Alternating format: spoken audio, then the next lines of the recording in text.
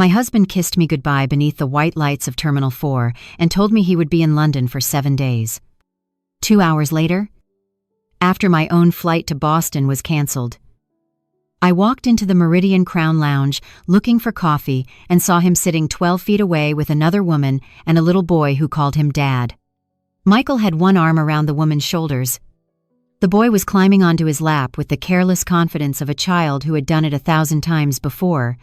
I stopped behind a stone partition before any of them could see me. Then the woman opened a leather folder and handed my husband a document with my full legal name printed across the top. "Once Elena signs this," she whispered, "the trust transfers to you. Then the house, the accounts, and the insurance finally belong to our family." Michael smiled, touched the boy's hair, and said, "She will sign. She still believes this trip is about work." The child looked up at him and asked, "Is Elena the bad lady who will not let us live with you?" My husband answered without hesitation, "Not for much longer." I did not walk across the lounge. I did not scream. I did not ask the woman why she was wearing a ring identical to mine. I raised my wrist, opened the recording application on my watch, and listened as the man I had slept beside for 14 years divided my life between a wife I had never met and a son I never knew existed. "My name is Elena Carter. I am 39 years old, and I spend my professional life protecting families from people who believe a signature is just ink on paper. Before I tell you how my husband built a second family with my money and tried to erase me from my own estate, let me know where you are watching from in the comments below. Hit like and subscribe if you believe the quietest person in the room is often the one taking the best notes. Michael believed he had built 2 separate lives. What he did not understand was that the document connecting them carried the name of the one woman who knew exactly how to destroy everything he had built. The morning began with rain tapping softly against the bedroom windows of our brownstone in Westchester. Michael stood in front of the mirror, fastening silver cuff links, while I sat on the edge of the bed, reviewing a client memorandum. He was 43. Handsome, in the polished, deliberate way that made strangers trust him quickly. His dark hair was beginning to gray at the temples. A change, he claimed, made him look distinguished. He worked as an international sales director for a luxury medical equipment company, which meant his calendar was filled with airports, hotel suites, trade conferences, and dinners with people whose names I never remembered. Travel had always been part of our marriage. In the early years, he would send me photographs of bad airport food and call from unfamiliar cities just to hear my voice. Over time, the photographs stopped. The calls became shorter. The trips grew longer. I told myself this was what ambition looked like after 40 NN. Michael closed his suitcase and looked at me through the mirror. "You are still going to Boston this afternoon?" he asked. "The trust conference starts tomorrow morning." I said, "I should be back Thursday." He nodded, as if confirming a detail he already knew. "Good. The house will be empty. Maybe the contractors can finally inspect the East Wing without working around us." We had lived in Hawthorne House for 9 years, a stone estate overlooking the Hudson River. It had belonged to my grandmother, then passed into a family trust that I administered with 2 independent trustees. Michael called it our house. Legally, it was not. He had a right to live there while we were married. But he did not own the land, the structure, or the investment accounts that funded its preservation. I had explained this when we moved in. He had laughed, kissed my forehead, and said he did not care whose name appeared on old legal documents because we were building a life together. I believed him. "The inspection is not until next month," I said.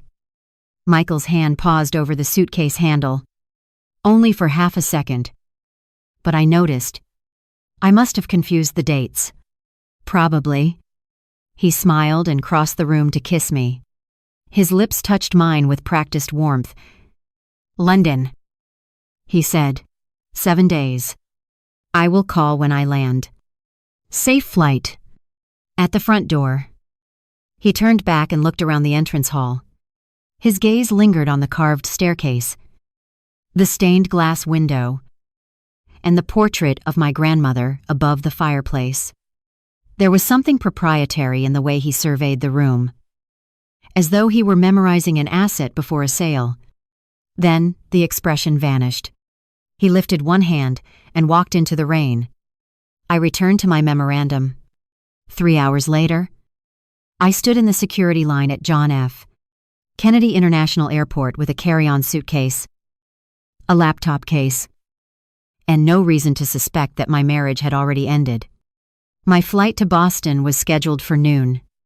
Michael's flight to London was supposed to leave from another terminal 40 minutes earlier. At 11:30, a line of thunderstorms moved across the region. The departure board turned into a wall of red delays and cancellations. My phone buzzed with an airline notification. Flight canceled. Rebooking options available. I had a choice between returning home or taking a late evening flight. The conference hotel was prepaid, and I had work to finish. So I chose the evening departure and walked toward the Meridian Crown Lounge. It was one of the few quiet places in the terminal. I entered using a travel membership connected to my law firm, found a seat near the windows, then realized the nearest coffee station was on the other side of a decorative stone wall. I had taken 3 steps toward it when I heard a child laugh. There was nothing unusual about the sound. Airports were full of families. But then a man answered him, and every muscle in my body locked. Careful. Noah, your juice is open. Michael's voice. I moved closer to the partition. Through a narrow gap between 2 columns, I saw him sitting at a low table. His London suit was gone. He wore a soft navy sweater I had never seen before. Across from him sat a woman in her mid-30s with honey-colored hair pulled into a loose knot. She wore a cream coat, pearl earrings, and a wedding band on her left hand. Next to her was a boy of about 6 with Michael's eyes, Michael's narrow nose, and the same small indentation in his chin that appeared whenever he smiled. The resemblance was not suggestive. It was absolute. The boy climbed onto Michael's knee and wrapped both arms around his neck.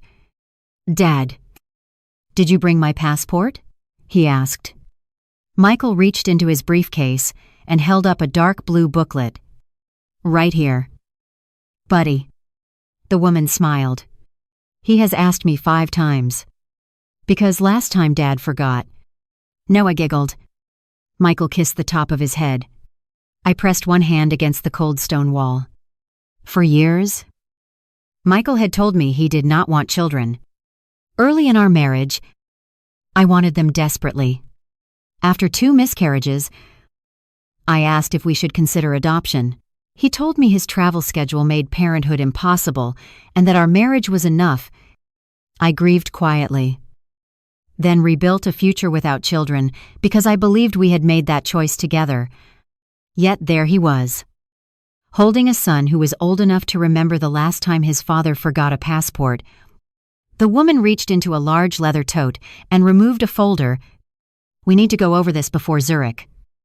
She said, Zurich? Not London.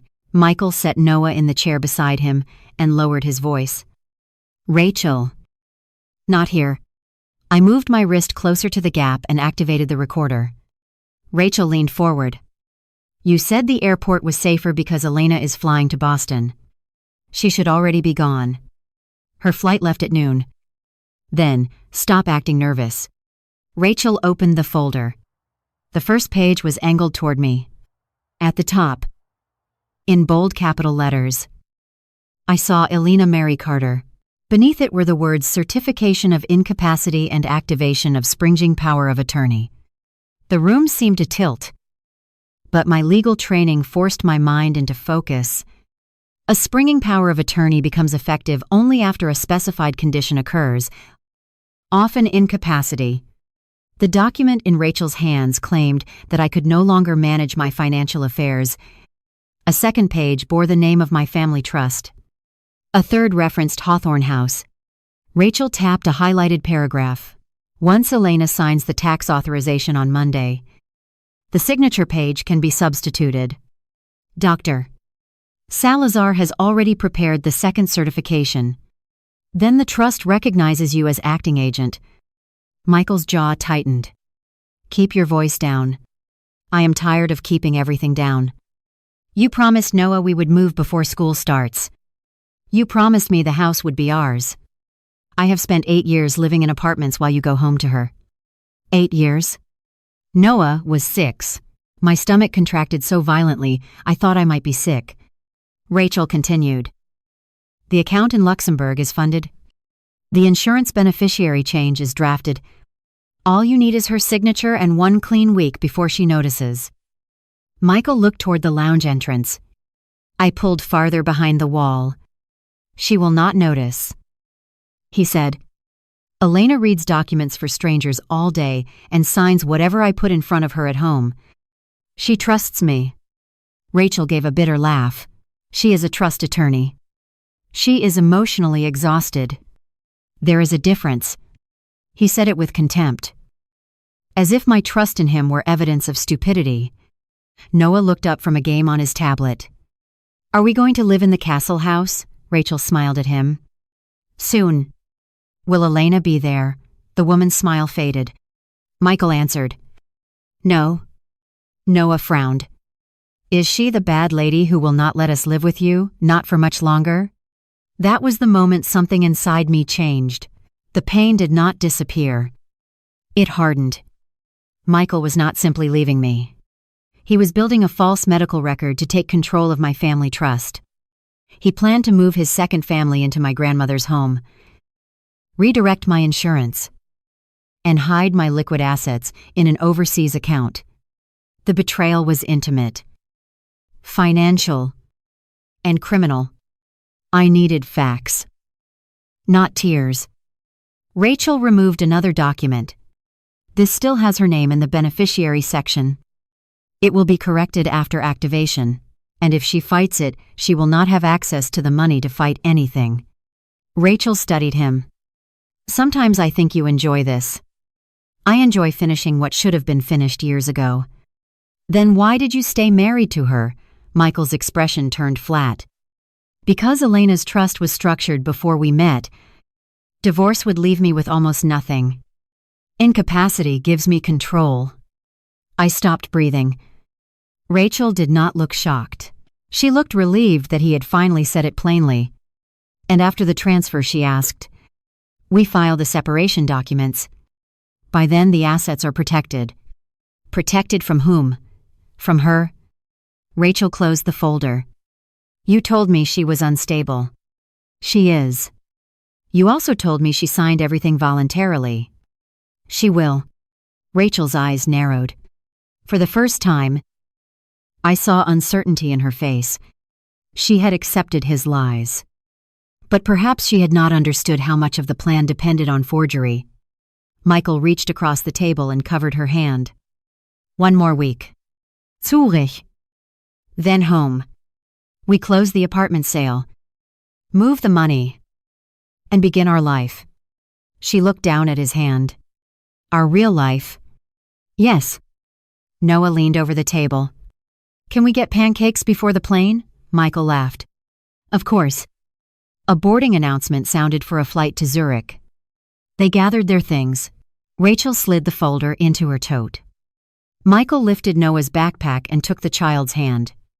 Before they walked away, Rachel rose on her toes and kissed Michael's mouth. It was not the hesitant kiss of an affair. It was the familiar kiss of a wife saying goodbye to ordinary life. I stayed behind the wall until they disappeared.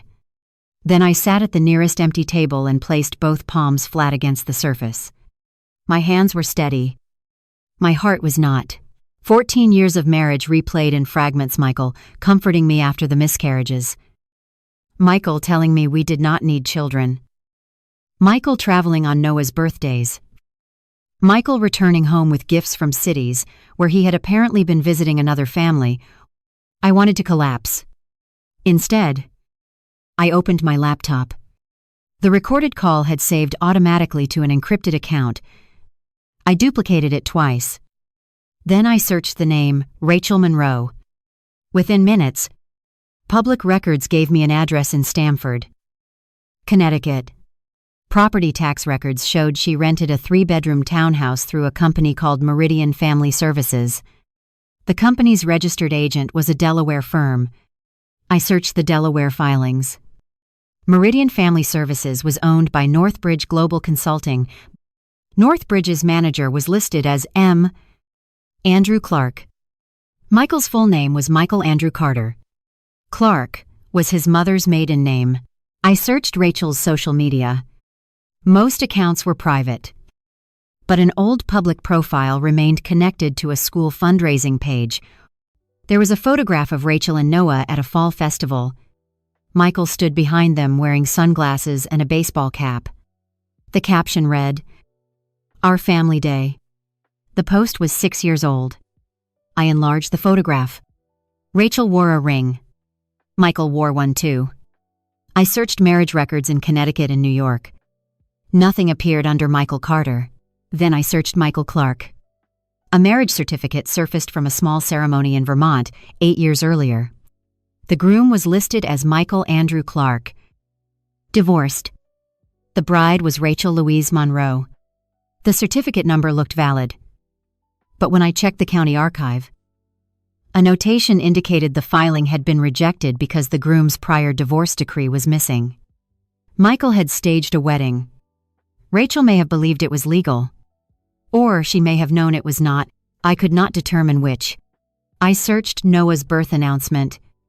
A Hospital Foundation newsletter congratulated Rachel Monroe and Michael Clark on the birth of Noah Andrew Clark. There was no public birth certificate, but the name confirmed the pattern. Michael had created an entire identity using his middle name and maternal surname. My phone buzzed. A message from him appeared. "Boarding now. London weather looks terrible. Miss you already." I stared at the words. Then I typed, "Safe flight. Call when you land." He responded with a heart. I took a screenshot. My Boston flight was still scheduled for 7 that evening. I canceled it. But I did not go home. Michael believed I was in the air. Rachel believed I knew nothing. I needed to preserve both illusions. I booked a room at the airport hotel under my colleague's corporate account and called the only person I trusted with a problem this large. Evelyn Shaw answered on the second ring. She had been my mentor since law school and now served as one of the independent trustees of the Carter Family Preservation Trust. "Elena," she said, "aren't you supposed to be traveling? I need you to listen without interrupting." Something in my voice silenced her. I told her what I had seen. I played the recording. When Michael's voice said incapacity gives me control, Evelyn inhaled sharply. "Where are you?" "At the airport hotel. Do not go home. He is flying to Zurich." "How certain are you?" I watched them board. "Send me the recording. The company names. And every document you photographed. I only captured part of the first page. Part may be enough." I uploaded the files through our secure client portal. Evelyn remained on the phone while reviewing them. "This certification uses a form from our trust administration system," she said. "The formatting is proprietary, meaning someone had access, meaning Michael did not create this from the internet." I thought of the contractors he mentioned. He said an inspection team might enter Hawthorne House while we were gone. There is no inspection scheduled. "I know. Elena. Listen carefully. Your husband may be trying to access the original trust records kept in the house archive. Hawthorne House contained a climate-controlled records room where my grandmother's estate documents, property deeds, family correspondence, and several original trust instruments were stored. Michael did not have the access code, but he knew where the room was. I can change the security permissions remotely." I said, "Do it now. Then call the property manager and tell her no one enters without written authorization from you and me." I opened the security application. Michael's household access showed active. I did not disable it. If he checked, I wanted everything to appear normal. Instead, I changed the archive room to dual authorization and added silent alerts for every attempted entry. I also activated additional cameras in the east corridor. Done. Good. Evelyn said. Now we need to know whether he has compromised a physician, a notary, or someone inside the trust office. Rachel mentioned Dr. Pique's. Salazar. I know 2 doctors by that name. I will investigate quietly. She also said he plans to put a tax authorization in front of me Monday. Then Monday is their execution date. Endorse. Evelyn was silent for a moment. What are you planning? I am planning to let him believe I am still the easiest signature in his life. I spent that night auditing my marriage. Before the numbers became evidence, they had been memories. Michael and I met 14 years earlier at a fundraising dinner for the preservation of a 19th century courthouse. I was 25, newly licensed, and terrified that every older attorney in the room could see how inexperienced I was. Michael was 29 and working in regional sales for a company that supplied diagnostic machines to small hospitals. He approached me after my presentation and said I was the first lawyer he had ever heard describe a deed restriction without making him want to leave the building. It was an ordinary joke. But he listened when I answered. That was his gift. Michael made attention feel exclusive. During our first year together, he traveled by rental car instead of first class and sent me postcards from every city. He remembered the names of court cases I mentioned and brought coffee to the law library when I worked late. When my grandmother died, he stood beside me through 3 days of meetings with trustees and relatives who treated grief like a negotiation. Hawthorne House passed into the trust with me as primary beneficiary and professional co-trustee after I turned 35. The instrument was unusually strict because my grandfather had watched 2 generations of family wealth disappear through bad marriages, vanity projects, and informal promises. A spouse could reside in the house and receive limited household benefits, but could not acquire ownership by marriage. Any attempt to obtain control through coercion, effroi, concealed debt, or false incapacity triggered automatic disqualification. Michael read the summary before our wedding. He signed an acknowledgement with his own attorney present. At the time, he joked that the trust treated husbands like invading armies. I told him it treated everyone like a potential conflict of interest. He kissed me and said, "Good. Then no one can ever accuse me of marrying you for the house." I had treasured that sentence. Now it looked less like reassurance and more like reconnaissance. Our early marriage was not glamorous. We lived in a 2-bedroom apartment near White Plains, while Hawthorne House underwent structural repairs.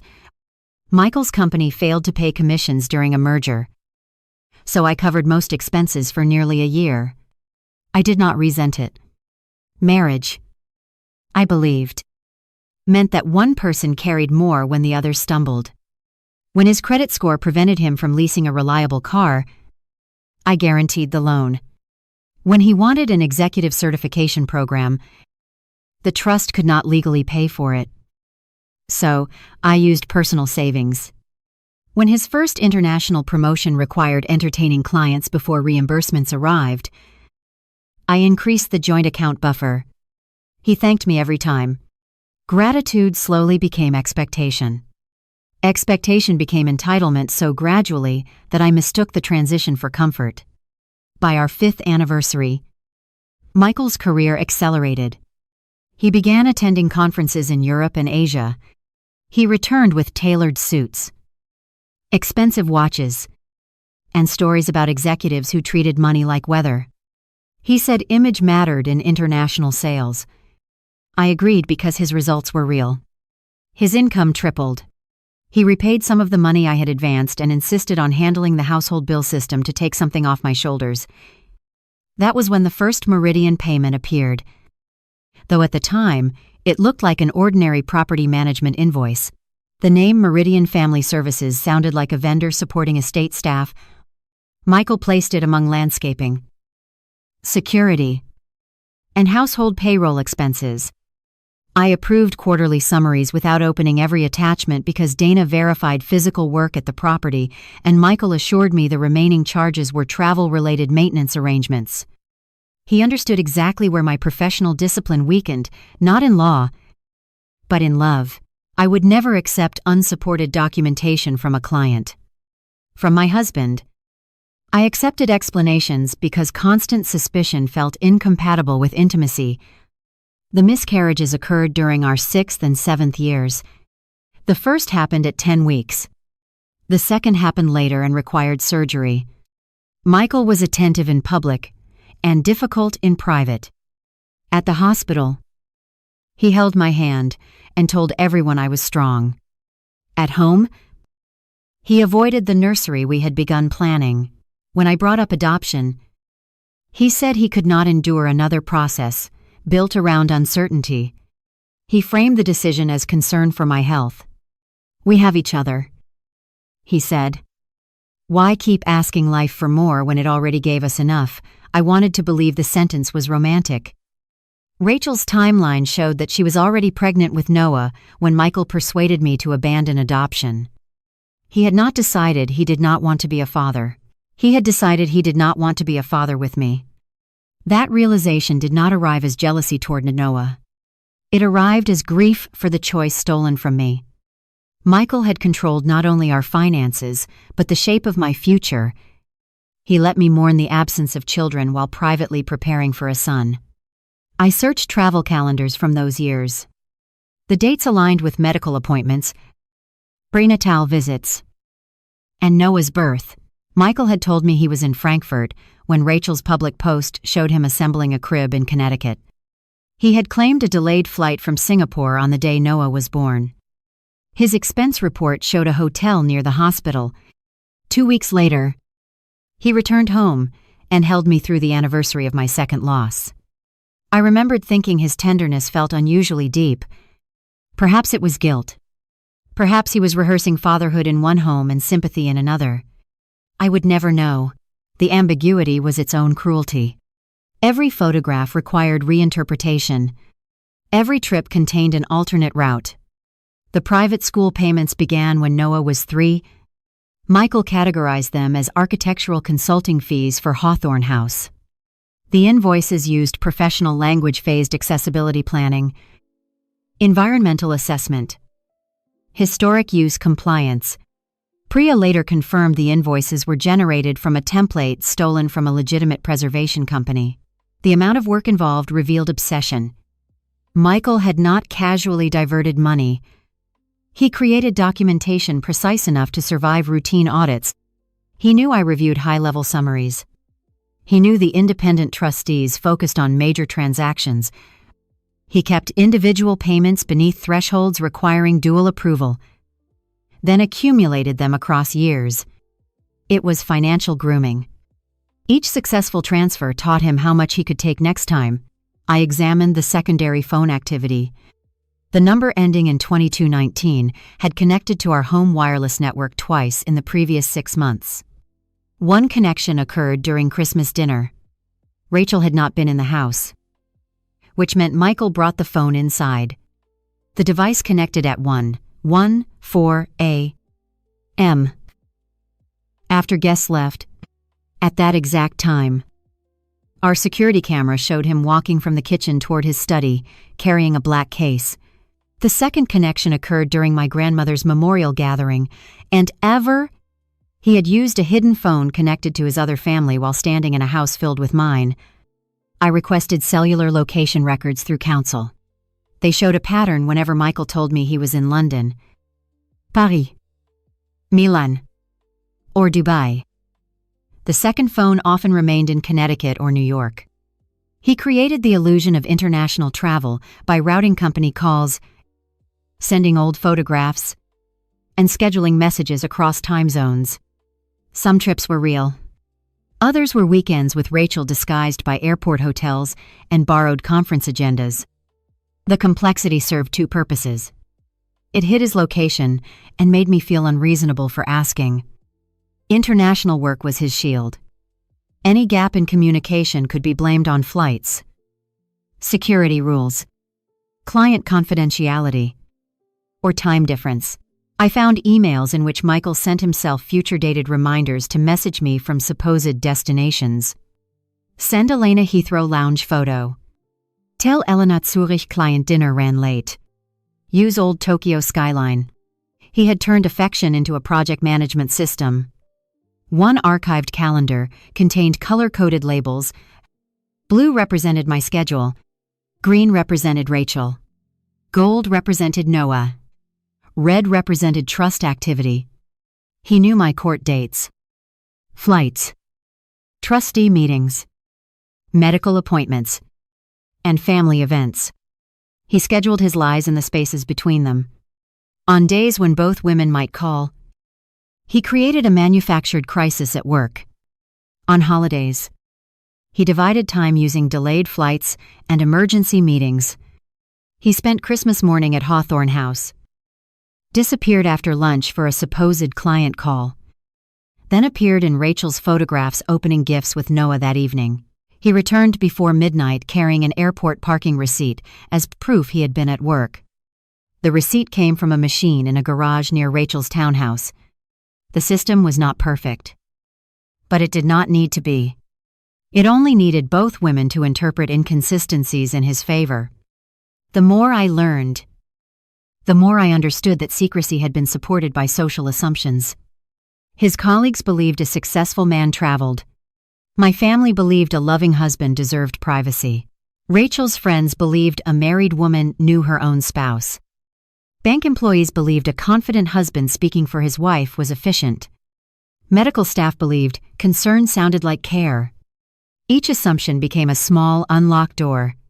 Michael moved through them because no single person saw the entire building.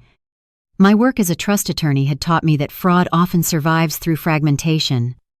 One department sees the wire. Another sees the signature. Another sees the medical letter, and divinity tueldo promend tueldo. Another sees the family story. Individually, each item appears plausible. Together, they form intent. I began constructing the full chronology. Year 1, Northbridge Global Incorporated. Year 2, Rachel's ceremonial marriage and Noah's conception. Year 3, first false property invoice. Year 4, private school deposit and insurance plan. Year 5, device authentication, added to a minor investment account. Year 6, Michael began telling friends I was forgetful. Year 7, Dr. Salazar received consulting payments. Year 8, Luxembourg account. False incapacity certifications. Silver Pines reservation. Beneficiary change. And the planned transfer of Hawthorne House. This was not a sudden escalation caused by panic. It was the final phase of a strategy that had matured alongside his son. I wondered whether Noah's approaching school transition created urgency. Rachel wanted stability. Michael wanted status. Hawthorne House represented both. The estate had enough rooms for a child, enough prestige for his clients, and enough history to make his second life appear legitimate. He had spent years walking through my family home, imagining it with another woman's furniture. In the archive, we found a digital renovation proposal commissioned through Northbridge. It redesigned the guest wing as a private apartment for Rachel, converted my office into a playroom, and transformed the south garden into a sports lawn. The architect believed Michael owned the estate. A note on the plan read Future Primary Suite M+R. My bedroom was marked Patient Care, Temporary Use. He planned to move Rachel into my rooms while telling outsiders she was helping care for me. The architecture itself became part of the lie. I printed the plan and placed it beside the Silver Pines reservation. It would show a jury that Michael's objective extended beyond temporary financial access. He designed a future dependent on my removal. The emotional temptation was to search for the exact day he stopped loving me. The legal reality was more useful. Love was irrelevant to the elements of fraud. A person can feel affection and still commit crimes. A husband can bring soup to his sick wife and later forge her medical records. The contradiction does not cancel either act. It simply warns us not to use tenderness as proof of safety. I wrote that sentence in my notes because I knew I would need it later. Investigations are easier than grief because evidence has categories: fraudulent, authentic, authorized, forged. Grief refuses classification. I could prove Michael lied about London, but I could not prove every memory false. I could trace school tuition, but not measure whether he ever regretted our childlessness. I could identify the hour he added Rachel's phone to the bank account, but not the hour he decided I was an obstacle instead of a wife. Those questions had no procedural remedy. I set them aside. Bidam. The marriage that once seemed complicated had become structurally simple. Michael believed three things: that my trust in him was permanent, that the institutions around us would accept his authority, and that any resistance could be framed as illness. Our response had to remove all three. We would let him see trust. We would force institutions to verify authority, and we would document my clarity before he could stage confusion. The battle was not over money. It was over whose version of reality entered the official record first. Michael and I maintained separate personal accounts, a joint household account, and several investment vehicles linked to the trust. He handled routine bills because his travel company reimbursed many expenses. I had never considered that convenience a risk. Now I downloaded 14 years of statements. Patterns emerged quickly. Monthly payments to Meridian Family Services began 8 years earlier. They started at $4,000, then climbed to nearly $12,000. Tuition payments went to a private school in Stamford. Health insurance premiums covered Rachel and Noah through a plan purchased by Northbridge Global Consulting. A vehicle lease, a country club membership, vacations, furniture, orthodontics, summer camp, and music lessons had all been paid through accounts Michael controlled. Some money came from his salary. Much came from our joint account. A significant portion came from a trust distribution designated for Hawthorne House maintenance. He had disguised the transfers as preservation expenses. Roof stabilization became school tuition. Masonry repair became a family vacation. Archival climate control became Rachel's kitchen renovation. The theft was not one dramatic transfer. It was 8 years of careful erosion. At 2 a.m, I found the first direct link to Luxembourg. A wire of $900,000 had left an investment account 3 weeks earlier and moved through a domestic holding company before reaching Banque Lenoir Private in Luxembourg. The authorization listed my electronic signature. I had never approved it.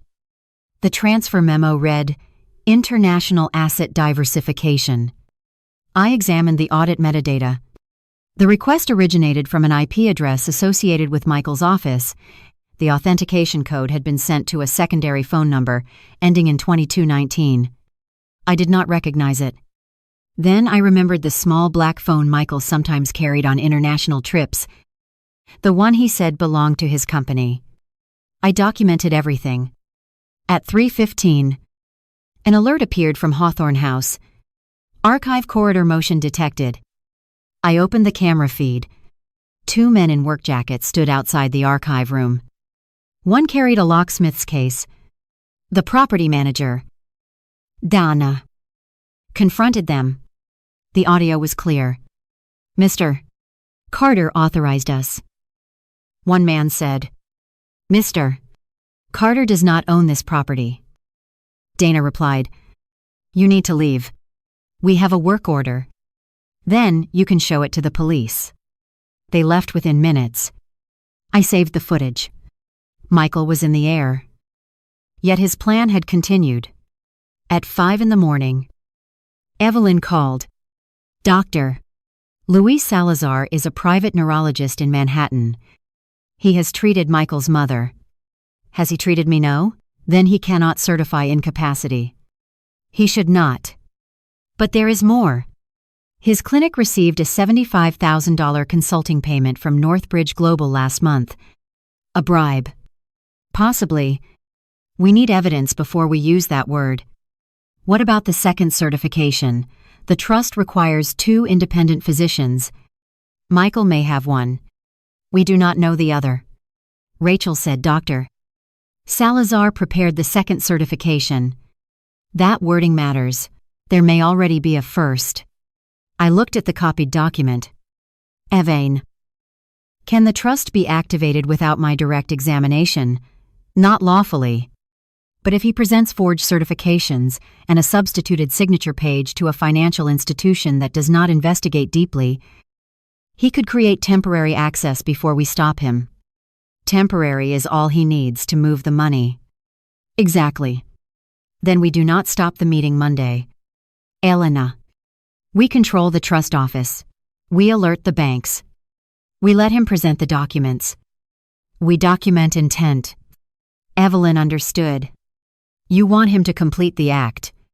I want him to explain it in a room where every word is preserved. That is dangerous. So is warning him before we know everyone involved. By sunrise, the legal outline was clear. We would not confront Michael. We would freeze external transfers without making the accounts appear closed. We would place enhanced verification on every trust transaction. We would notify the bank's fraud division, preserve metadata, and begin an internal forensic audit. Evelyn would contact a federal financial crimes attorney because the overseas transfer and interstate identity fraud potentially expanded jurisdiction. I would return home on Thursday as planned. Michael would return Sunday from his imaginary London trip. On Monday, he would place the papers in front of me. He believed 1 week remained. In reality, every hour he continued would become another line in the case against him. At 7:30, I received a video call from Michael. The background behind him showed a generic hotel wall. He wore a white shirt and looked tired. London, he said. Finally. How was the flight long? Delayed on the runway. I am sorry. How is Boston? I turned the camera slightly so he could see the neutral hotel room wall, but not the airport logo on the stationery. Reine. Conference starts today. Tomorrow. You should rest. He smiled. You look pale. Airports. Do not work too hard. The concern in his voice was almost convincing. Then Noah's laugh sounded faintly somewhere beyond the frame. Michael's eyes flicked sideways. A door closed. What was that? I asked. Television. It sounded like a child. Some family in the hall. He yawned. I need to sleep. Love you. Love you too. I said it because the lie needed to remain alive. After he disconnected, I stared at my own reflection on the black screen. The woman looking back at me did not seem heartbroken. She looked alert. At 9. I moved to a different hotel closer to my law firm's Manhattan office. Only Evelyn, Donna, and our outside counsel knew where I was. We assembled a small team in a secure conference room. Evelyn, Martin Hale, a former federal prosecutor specializing in financial fraud, Priya Desai, the trust's forensic accountant, and Thomas Reed, chief compliance officer at Hudson Atlantic Private Bank, where most of the trust assets were held. I played the airport recording. No one spoke until it ended. Thomas folded his hands. The Luxembourg transfer should have triggered enhanced verification. It used a valid device token. Priya said. Someone added the secondary phone as an approved authentication method 4 months ago. Who had permission to do that? I asked. Thomas looked uncomfortable. A relationship manager can add a number after verbal verification. Which relationship manager? Colin Mercer. I knew the name. Colin had managed several of Michael's corporate accounts. He had attended our Christmas party twice. Did he verify with me? The file contains a recorded call. Play it. Thomas opened an encrypted archive. A woman's voice answered security questions using my date of birth, childhood address, and grandmother's maiden name. She sounded enough like me to pass a hurried listener, but not enough to fool anyone who knew me. That is Rachel, I said. I recognized the rhythm from the lounge. The caller asked to add the number ending in 2219 because she was traveling to 192 Ax-I. Colin approved it. He never called my primary number. I said, "He should have." Thomas replied, "He violated protocol." "Complicit or careless?" Martin asked. "We do not know." Priya isolated the audio file. The call originated from Michael's office building. Martin leaned back. "We have identity theft, Bunkfraud, conspiracy, potential bribery, forged medical certifications, and attempted unlawful control of a trust. We need to coordinate carefully. No theatrics." I looked at him. "Theatrics belong to Michael. I want documentation." "Good." Then we let Monday proceed under controlled conditions. Thomas would arrange the meeting in Hudson Atlantic's executive conference suite. Michael expected a routine private banking appointment. Instead, cameras would preserve the room. Colin Mercer would attend. Unaware he was under internal investigation, a trust officer would present a clean copy of the documents Michael submitted. Evelyn would remain in an adjacent room. Martin would coordinate with investigators but delay any visible action until intent was clear. I would wear a discreet earpiece and follow the script Michael expected. "What if he brings Rachel?" I asked. Martin considered it. "Better. And the child. We protect him from the room." That sentence cut through the legal discussion. Noah was not evidence. He was 6 years old. Whatever his parents had done, he deserved not to watch his father collapse in handcuffs. If Rachel arrives with Noah, someone takes him to the family lounge before anything begins. I said, "No exceptions." Everyone agreed. Over the next 2 days, Priya traced the money.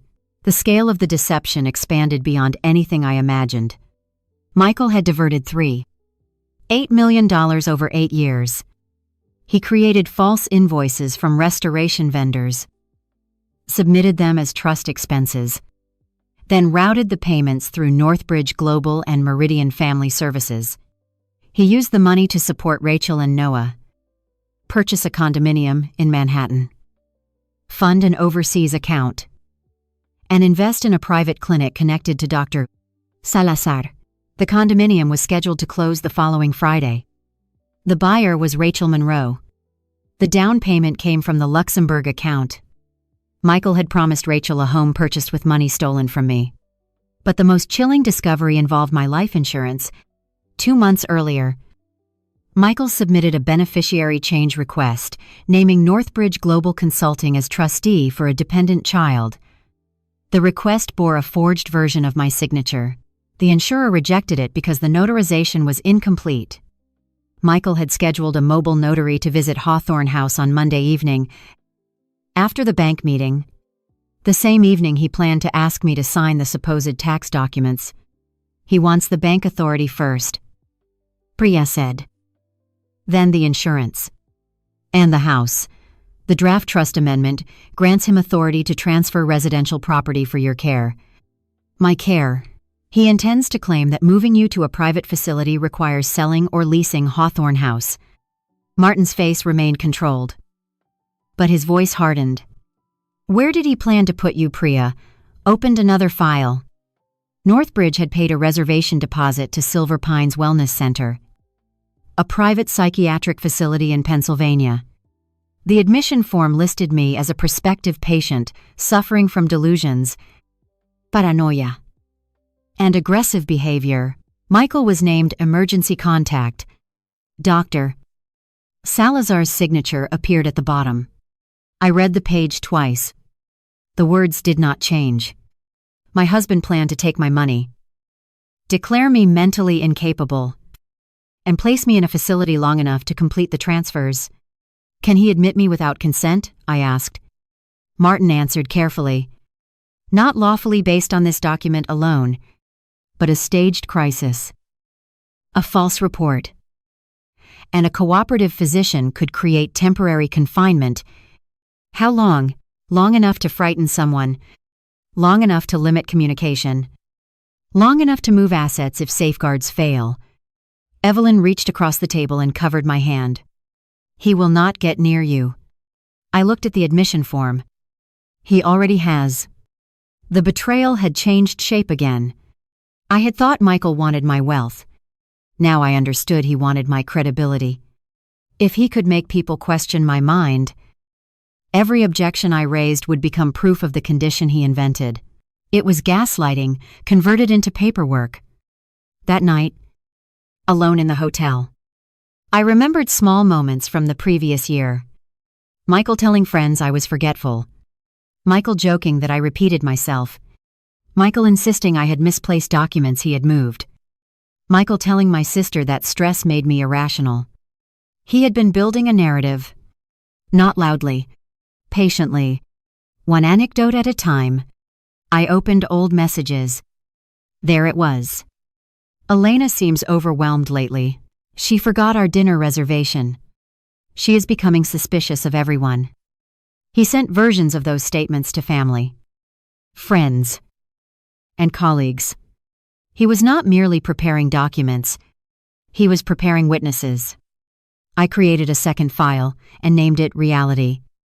Into it I placed medical records, work evaluations, travel schedules, sworn statements from colleagues, and every message showing Michael manufacturing concern. The next morning, my younger sister, Caroline, called. "Are you okay?" she asked before saying hello. "Why, Michael messaged me from London. He said you sounded confused last night." I closed my eyes. "What exactly did he say?" He asked if you have been sleeping. He said you thought you heard a child in his hotel room. "And what did you tell him? That airports are noisy, and he was being dramatic." Relief softened my shoulders. "Caroline, I need you to do something difficult. Do not ask questions. Save every message Michael sends you. Do not confront him. Do not mention this call." She went quiet. "Elena, what is happening?" "I am finding out." "Are you safe?" "Yes." "Do you need me?" "Not yet." "Then I will save everything." Michael had underestimated my sister because she was warm and impulsive. He did not know warmth could coexist with loyalty. On Thursday afternoon, I flew to Boston for 6 hours. Checked into the conference hotel. Attended one panel. Greeted enough colleagues to establish my presence. Then returned to New York that evening. I wanted travel records consistent with the story Michael believed. When I entered Hawthorne House, the rooms felt unfamiliar. Every object carried a question. Which chair had he sat in while messaging Rachel? Which hallway had he crossed while planning to give the house away in our bedroom? His closet remained half full. On the dresser was a photograph from our 10th anniversary. Michael had his arm around me. I looked happy. I did not destroy it. Evidence should not be altered just because it hurts. Dana met me in the kitchen. The two men who came to the archive room work for a private document retrieval company. She said, their work order listed Michael as owner. "Do we have a copy?" "Yes." "Keep the original camera footage offline." "Already done." She hesitated. "Elena, I am sorry. For what I have worked here 9 years, I never saw anything." "Neither did I." "That is not the same." I looked toward the rain-darkened garden. "It is exactly the same. He designed it that way." On Friday, Michael called from Zurich, pretending to be in London. He complained about meetings, sent a photograph of Big Ben pulled from an old trip, and asked whether I had reviewed the estate tax packet he emailed. The packet arrived from his personal account. It contained 68 pages. Most were legitimate tax planning documents copied from previous years. Buried on page 53 was an authorization granting Michael broad access to trust records. The signature line was marked with a yellow arrow. "Just sign where indicated," he said during our call. "The bank needs it Monday. I will read it this weekend." His expression tightened. There is nothing to read. It is routine. Routine documents can still be read. He smiled, but the warmth vanished from his eyes. This is what I mean. Elena, you make everything harder than it needs to be. I am a lawyer.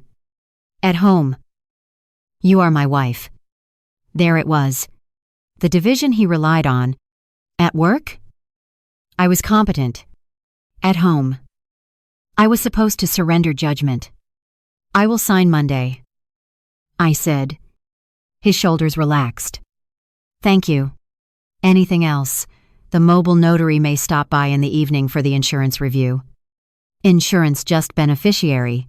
Housekeeping. Who are we changing? He looked away from the camera. We will discuss it then. All right.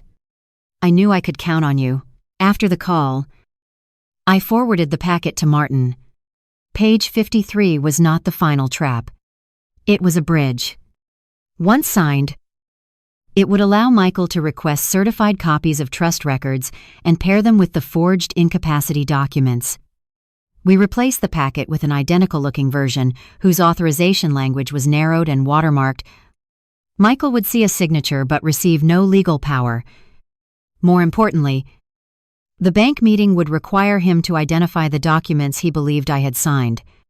On Saturday, I found the first message from Rachel. It arrived through an encrypted social media account I rarely used. The profile had no photograph. The message contained 6 words. I know you were at the airport. My pulse accelerated. I did not respond immediately. 10 minutes later, another message appeared. Michael saw your reflection in the lounge glass. I replayed the memory. Had he? If he suspected?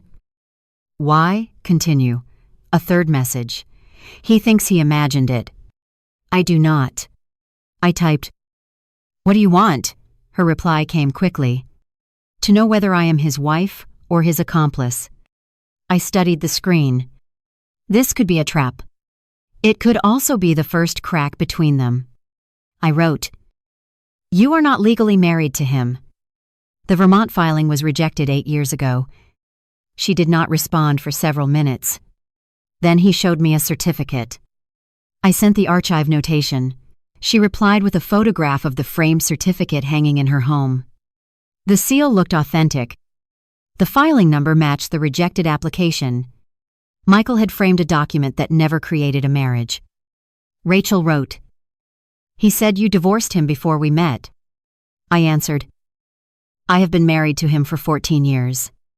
She sent, "Noah is 6. I know." The next message took longer. I did not know about the medical papers until this week. I wanted to believe her. But belief was no longer a currency I spent freely. I asked, "What did you think the document did?" She replied, "He said you refused to release a trust that belonged partly to him. He said you were ill and your lawyers were exploiting you. Did you make the verification call to Hudson Atlantic Silence?"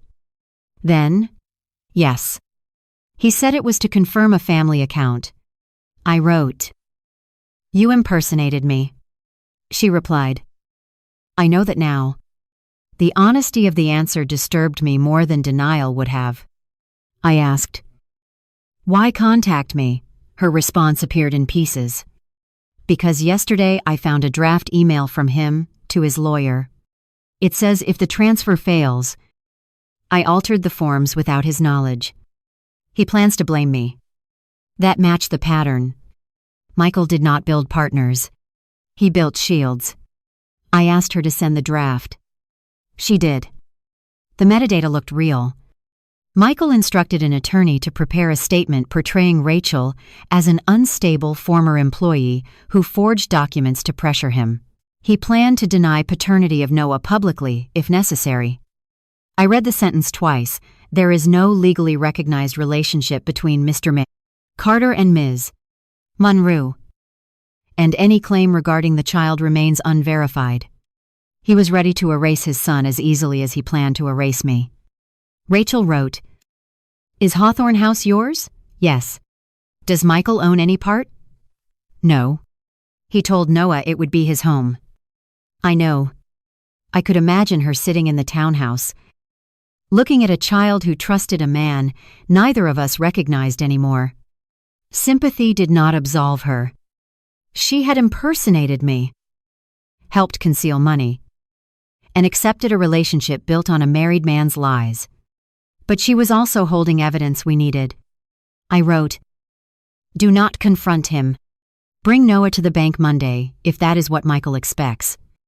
A child specialist will take him to a private room before the meeting." She answered, "How do I know this is not a trap for me? You do not. Neither do I. Bring every original document Michael gave you. Tell him nothing." After a long pause, she replied, "Okay." Before Sunday, another person entered the case. Judith Carter, Michael's mother, called me on Saturday afternoon. She rarely contacted me directly unless a holiday schedule or family appearance required coordination. Her voice was unusually gentle. "Elena, darling, how are you feeling?" The question was not friendly. It was diagnostic. "I am fine," I said. "Michael mentioned you have been exhausted. Travel does that. He worries you are taking on too much." I pictured him feeding her the same narrative he had given Caroline. "Did he ask you to check on me?" A mother notices when her son is concerned. What exactly concerns him? Judith hesitated. Forgetfulness. Suspicion. Mood changes. Have you personally observed any of those? Well, not directly. Then why are you calling her tone cooled? Because sometimes a person cannot see their own decline. The wording sounded rehearsed. Did Doctor Salazar tell you to say that silence answered before she did? Luis is a respected physician. Has he examined me? Michael has discussed the situation with him. My medical information is not Michael's to discuss. Do not be dramatic. There it was. The family reflex. Any boundary became drama. Any question became instability. Judith, where were you last? September 5th. What kind of question is that? It is simple. I do not keep a diary for you. You attended Noah's school fundraiser. The line went completely quiet. I had found her in a photograph Priya recovered from an archived social page. Judith stood beside Rachel and Noah beneath a banner for the school's annual auction. She wore the sapphire brooch I gave her for her 70th birthday. In another image, Noah kissed her cheek. The caption called her Grandma Judy. Who is Noah? I asked. Judith exhaled slowly. Michael told you. No. A cancelled flight did. Elena. Listen to me. This is more complicated than you understand. How long have you known? That is not a productive question. 8 years Michael was trapped. I closed my eyes. The speed with which she defended him removed any remaining doubt. Trapped by what? Your family's legal structures, your expectations, the house, the trust. Everything in your marriage was controlled by documents. Documents he signed voluntarily. He loved you. But a man needs a legacy. He had a wife. You could not give him children. The sentence was delivered quietly, almost regretfully, which made it more brutal. My hand tightened around the phone. I had 2 miscarriages. And he suffered too. So he created another family while I recovered. He did not plan it. He planned 8 years of invoices. Judith's voice sharpened. Rachel became pregnant. What was he supposed to do? Abandon his son. He abandoned honesty. You would have destroyed him. You never gave me the opportunity to decide what I would do. Because you are a lawyer, you turn everything into consequences. Actions have consequences before lawyers arrive. She lowered her voice. Michael says the trust documents on Monday will create stability for everyone. Let him handle it. Do not humiliate him. What documents? You know what I mean. Say it. The temporary authority, based on my supposed incapacity, based on what is best. For whom? For the family. Which family? Judith. She did not answer. Did you know he planned to place me at Silver Pines? Her breath caught. That is only if you become unsafe. Unsafe to whom? To yourself? You have not seen me in 2 months. Michael has. Michael is in Zurich with Rachel and Noah, while telling me he is in London. Judith whispered. You followed him. No, he brought the truth into an airport lounge. Elena. Please? If this becomes public, Noah will suffer. Noah is already suffering. He has a father who plans to deny him if the fraud fails. Michael would never. I have the draft statement. Judith's confidence broke. What statement? The one calling Rachel an unstable former employee and Noah's paternity unverified. That cannot be true. Ask your son. He is protecting himself. From the family he claims to protect him. She began to cry. I felt no satisfaction. Judith had participated, but she too had believed herself special in Michael's hierarchy. She thought he would sacrifice me.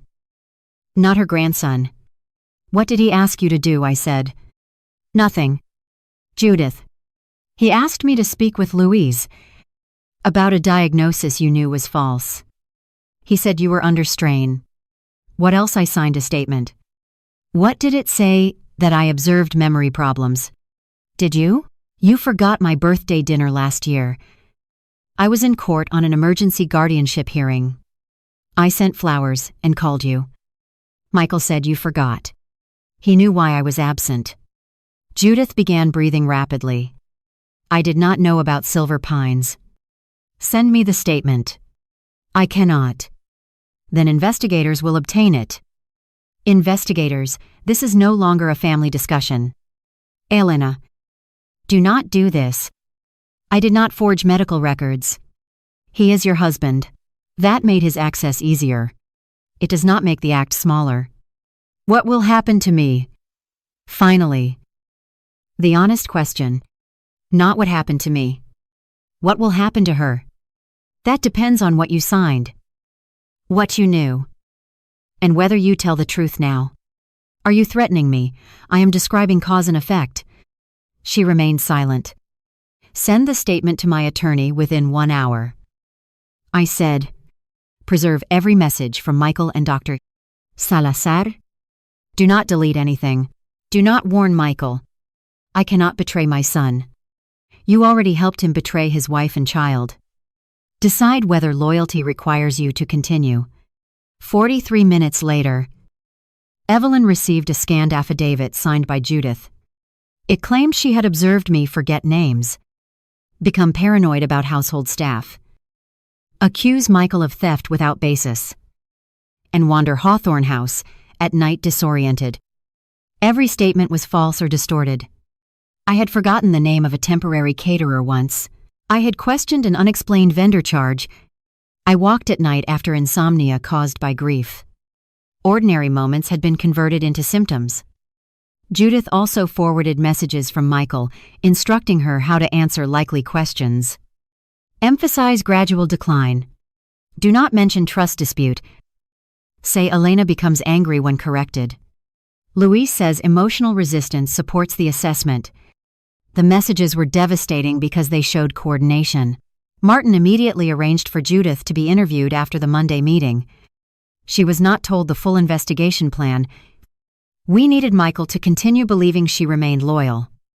That evening, she sent me one final private message. I am sorry you could not give him what he needed. I read it twice, then forwarded it to counsel. Some apologies are only accusations wearing softer clothes. The next development came from the property archive. Dana found a package addressed to Michael hidden behind maintenance supplies in the East Service corridor. The delivery date was 4 days earlier. Inside were blank notary acknowledgments, duplicate keys to an exterior gate, 2 medical transport brochures, and a prepaid debit card issued in my name. The card linked to an account containing $50,000. Priya traced the funds to Northbridge. Michael planned to create spending activity, suggesting I had secretly withdrawn money during a period of supposed confusion. Transactions had already appeared at a casino, a liquor store, and an online pharmacy. Security footage showed a man wearing a hat using the card. Facial recognition was unnecessary. Michael's distinctive watch and wedding ring were visible. The false account served his narrative. He could point to reckless purchases and say I had become unstable. Financial abuse often works by first creating the problem it later claims to solve. Martin added the card to the case file. He is not just reacting to an opportunity, he said. He is manufacturing a complete incapacity package. How many people does it take to turn a lie into a record, I asked. Fewer than people think. And to stop it, usually one person who notices, plus enough evidence to make others care. Rachel contacted me again, Saturday night. This time, she requested a secure video call through counsel. I agreed on the condition that Martin and Evelyn observe silently. When her face appeared on the screen, she looked older than she had in the lounge. Noah was asleep in another room. Rachel sat at a kitchen table beneath family photographs. In one, Michael wore an apron and held a birthday cake. In another, the three of them stood on a beach. A framed Vermont marriage certificate hung behind her. I took it off the wall, she said, when she saw me looking. Then I put it back because Noah would ask, "What did Michael tell you about me when you first met?" I asked. "That you died." The blunt answer surprised me. How an iris. He said the marriage was short and you left him the house in a trust he could not access until probate ended. I was alive and living with him. I know. When did the story change? 6 months later. I saw your name on a holiday card in his briefcase. He said it was from your family, and they still included you out of grief. Then I found a photograph dated after your supposed death. He said the camera date was wrong. And you believed that she looked ashamed. I wanted to. When did you know I was alive? During my pregnancy. His mother called while he was showering. She said, "Your name." What did he say then, that you were his older cousin and legal trustee? Later, when Noah was 1. I saw an article about you in Hawthorne House. It identified you as his wife. What explanation did he give? That the marriage existed only on paper because your family threatened to destroy his career if he divorced before a trust period ended. And after that he said you lived separately. Then he said you became ill. Then he said you refused divorce because you were obsessed with him. She rubbed her eyes. Every time I found one fact, he gave me a story that explained just enough of it. Why did you stay? Because Noah loved him. Because I had already lied to everyone about being married. Because admitting the truth meant I had allowed my child to call a married man dad for years. He is Noah's father. Yes. But not the man I said he was. When did you begin helping with accounts? 3 years ago. Michael said the trust was withholding money legally owed to Noah. He told me the transfers were distributions from his own share. Did you ever read the trust? No. Did you ask for it? He said it was sealed. Trust instruments are not magic scrolls. They can be reviewed by counsel. I did not have counsel. You had access to lawyers. Her expression hardened slightly. You think I do not know how this sounds. I think you need to say it accurately. Not defensively. She looked away. I benefited. I accepted money. I made the verification call. I signed forms. I told myself a wife who trapped a man financially deserved to lose some of the money. You did not know me. No. Yet you needed me to be cruel so you could feel innocent. She nodded once. Yes. The admission carried more weight than an apology. What changed at the airport? I asked. The medical document. Michael had always said you already had a diagnosis. But the form, Rachel. She stopped and gave a humorless laugh. I am Rachel. I am sorry. The form he gave me had blank physician sections. He asked me to deliver it to Salazar's office. That was when I realized the condition might not exist. And still you boarded the plane. Yes. Why? Because I was afraid of what leaving would do to Noah. Because Michael promised Monday would make everything legal. Because cowardice can sound like patience when you repeat it enough. Martin wrote something in his notes. What happened in Zurich, I asked. Michael met with a private banker and a real estate broker. He told them you would be under medical supervision by Wednesday. He said he would control the trust by Thursday. He wanted to release funds for the apartment Friday. Did anyone question him? The banker asked whether you consented. Michael showed the tax packet with a signature. My forged signature. Yes. Do you have a copy? Rachel held up a flash drive. Everything from his travel laptop. How did you get it? He left it open while showering. I copied the folder. Why? Contact me instead of police. Because I did not know whether you would have me arrested before I could protect Noah. I cannot promise you protection. I know. What else was on the laptop? A presentation for Monday evening. She shared her screen. A slide deck appeared titled Carter Legacy Foundation, A New Generation. Michael planned a private reception at Hawthorne House after the bank meeting. The guest list included investors, hospital executives, Judith, Dr. Salazar, Colin Mercer, members of my extended family, and a local journalist. The opening slide displayed Hawthorne House. The next showed Michael with Noah beneath the words continuity, stewardship, family. My name appeared only in a brief paragraph stating that I had entered a private medical program and voluntarily transferred management responsibilities to my husband. Rachel was introduced as Director of Family Programs, not as his partner.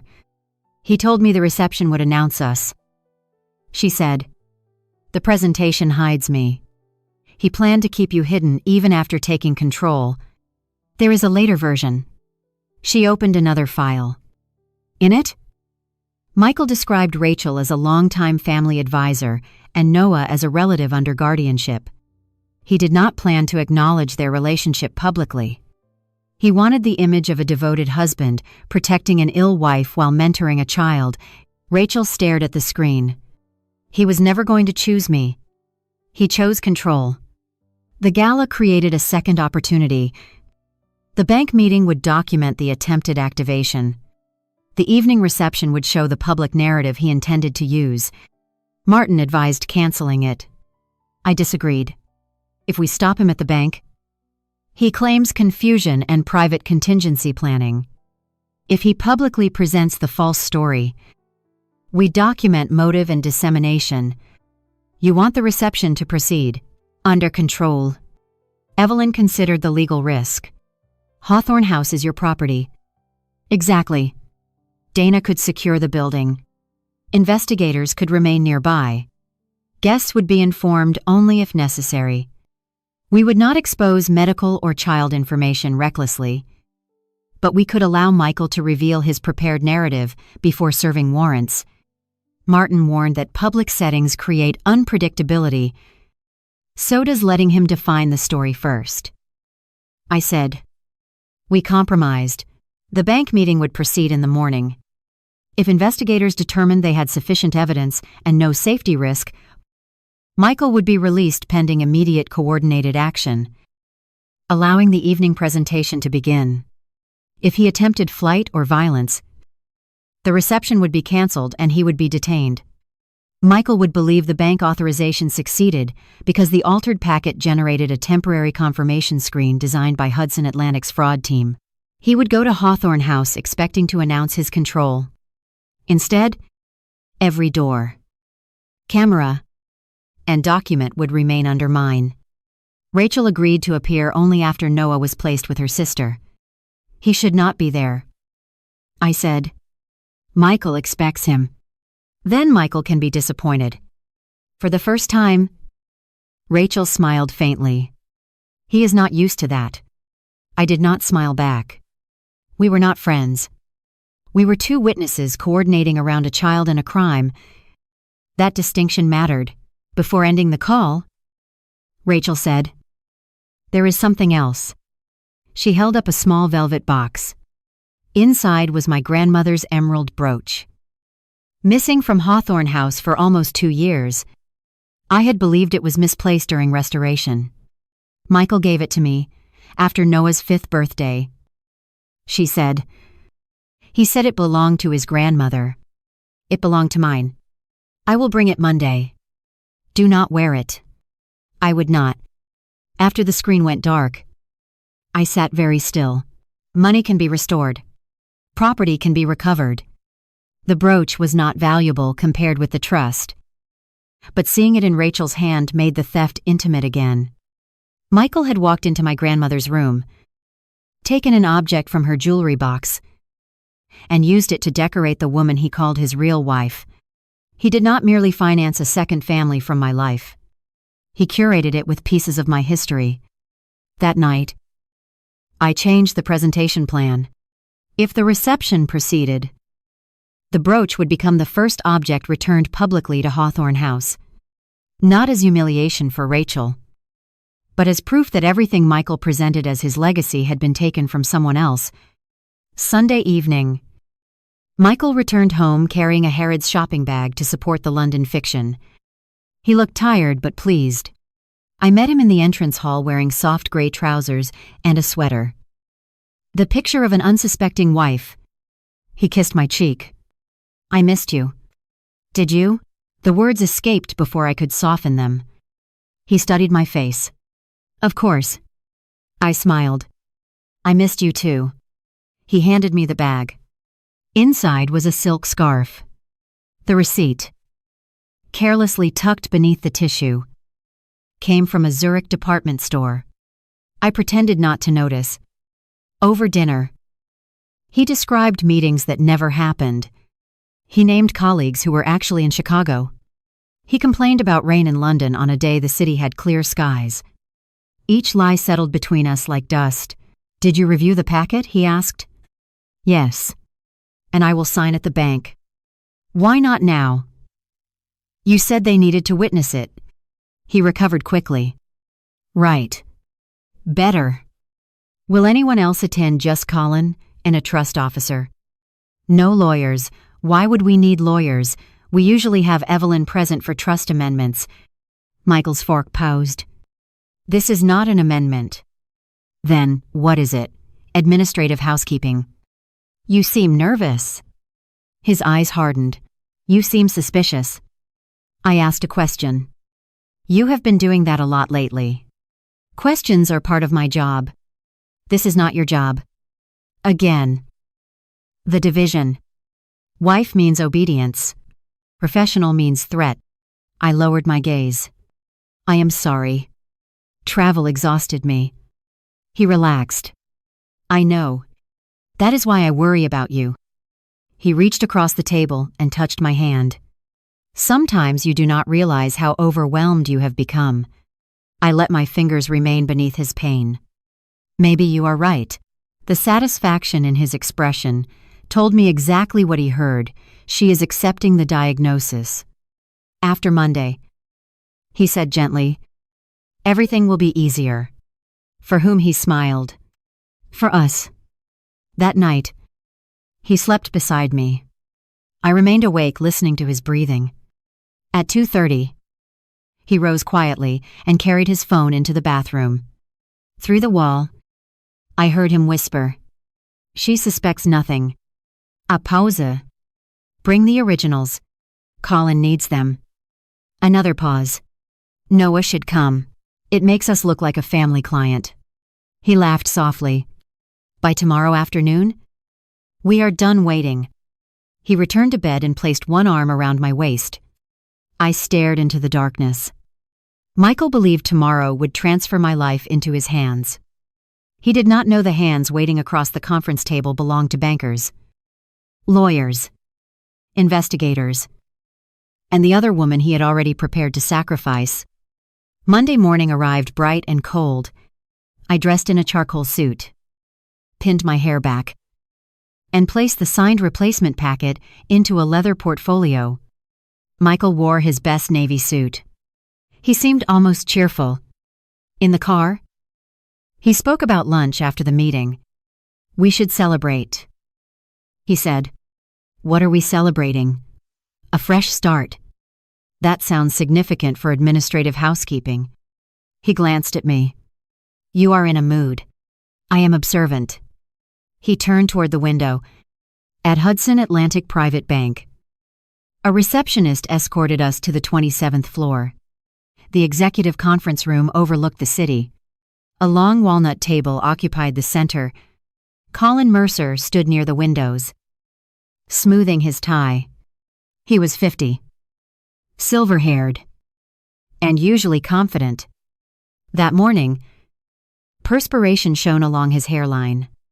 Elena. Michael. He said. Good to see you. Is it? I asked pleasantly. Michael gave me a warning look. Colin gestured toward the chairs. We are waiting for one additional party. Who? Michael asked. Before Colin answered, the door opened. Rachel walked in holding Noah's hand and carrying the leather folder from the airport. Michael's face transformed. First surprise. Then anger. Then calculation. Rachel, he said. You were supposed to wait downstairs. She looked at him. Not me. Noah needed the restroom. A woman in a blue suit entered behind them.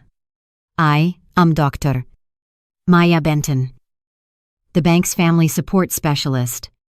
She said, Noah, would you like to see the model train room while the adults finish their paperwork? Noah looked at Rachel. She nodded. He took Dr. Benton's hand. As he passed Michael, he smiled. Dad, are we getting the Castle House today? No one spoke. Michael crouched quickly. Go with the nice lady. Buddy. Noah left. The door closed. Michael turned to Rachel. Why did you bring the folder up? You told me the originals were needed. Not in front of Elena. I sat down. Why not? The room went still. Michael looked at me. It is a surprise related to the estate plan. Then I would love to be surprised. Colin cleared his throat. Perhaps we should begin with the authorization packet. He placed a document in front of me. It was the altered version our team had prepared. My signature appeared on the last page. Michael leaned forward eagerly. Colin asked, Mrs. Carter, is this your signature? Yes. Michael exhaled. Colin continued. And did you sign this document voluntarily? I signed the document that appears before me voluntarily. The phrasing mattered. Michael did not notice. Excellent. Colin said. Mr. Carter, please describe what authority you believe this document grants you and... Michael looked briefly confused. The authority stated in the packet. For the record, Colin said. Please be specific. It allows me to act on Elena's behalf concerning trust administration and asset management. Immediately. Upon activation. Activation by what condition? Michael's jaw tightened. Medical incapacity. I turned to him. Whose medical incapacity? He gave me a patient smile. Elena. We discussed contingency planning. No.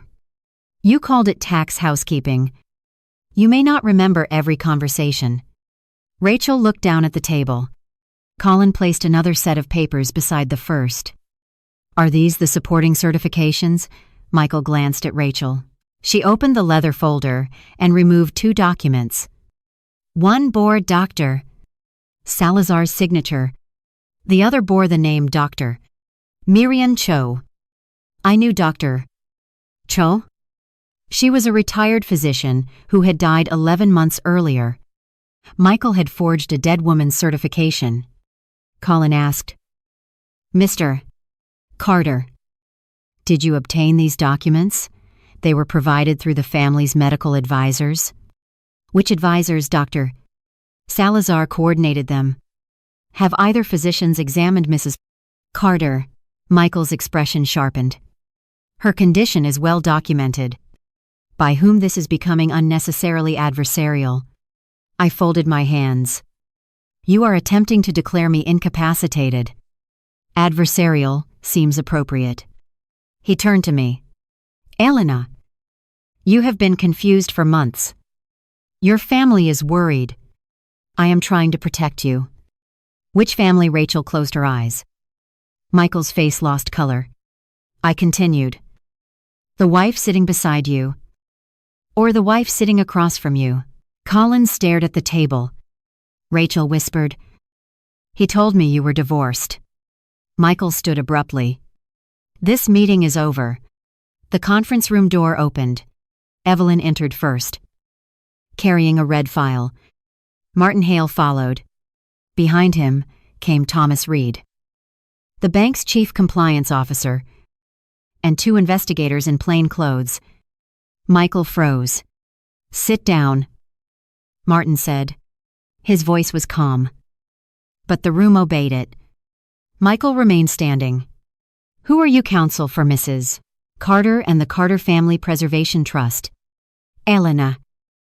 What have you done? I looked at him. I took notes. Thomas connected a laptop to the wall screen.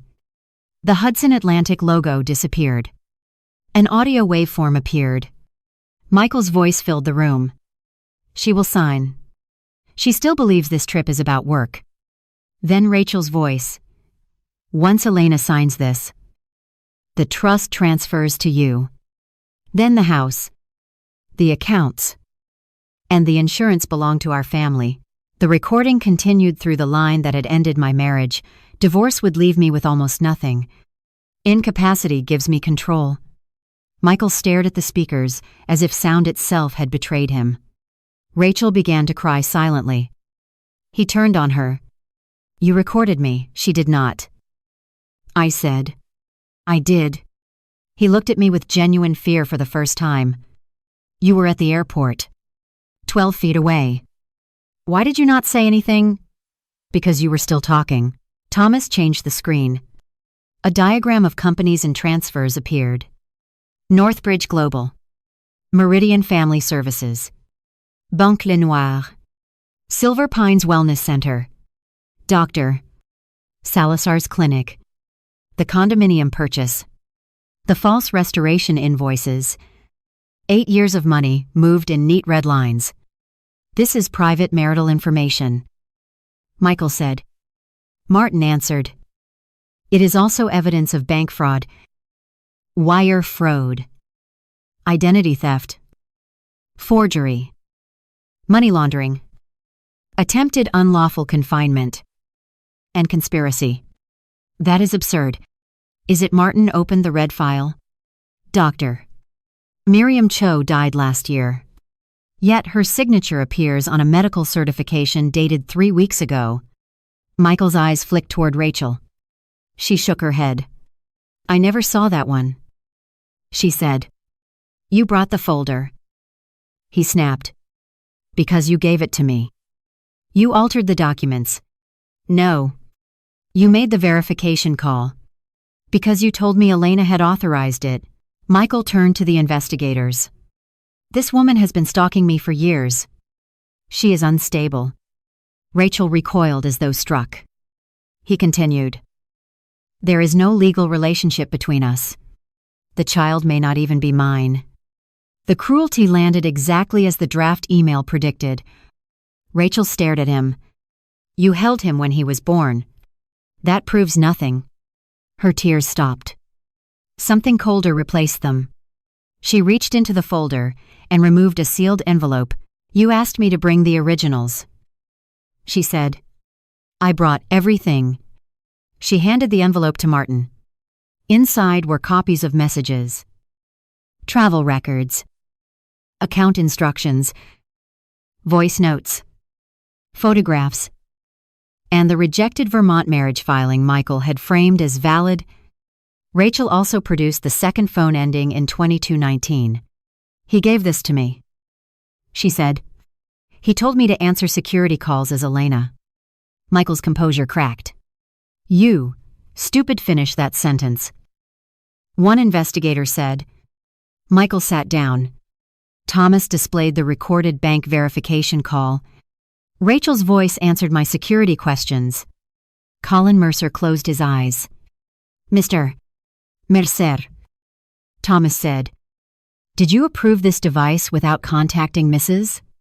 Carter's primary number? Colin swallowed. Michael said she was traveling and had lost access. Did you receive compensation from Northbridge Global consulting fees? For what service? Colin had no answer. One investigator moved behind him. Michael looked at me. Elena. This can still be handled privately. You tried to have me committed. It was a contingency. You reserved a bed.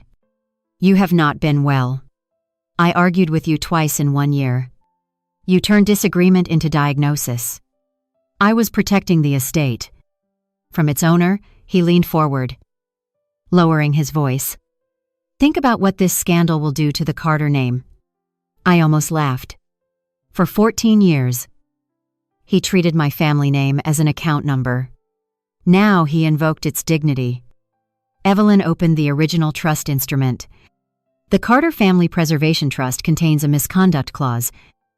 She said, any spouse or agent who attempts to obtain control through fraud, coercion, false incapacity, or concealment of dependence is permanently disqualified from serving as trustee, agent, beneficiary, resident licensee, or fiduciary.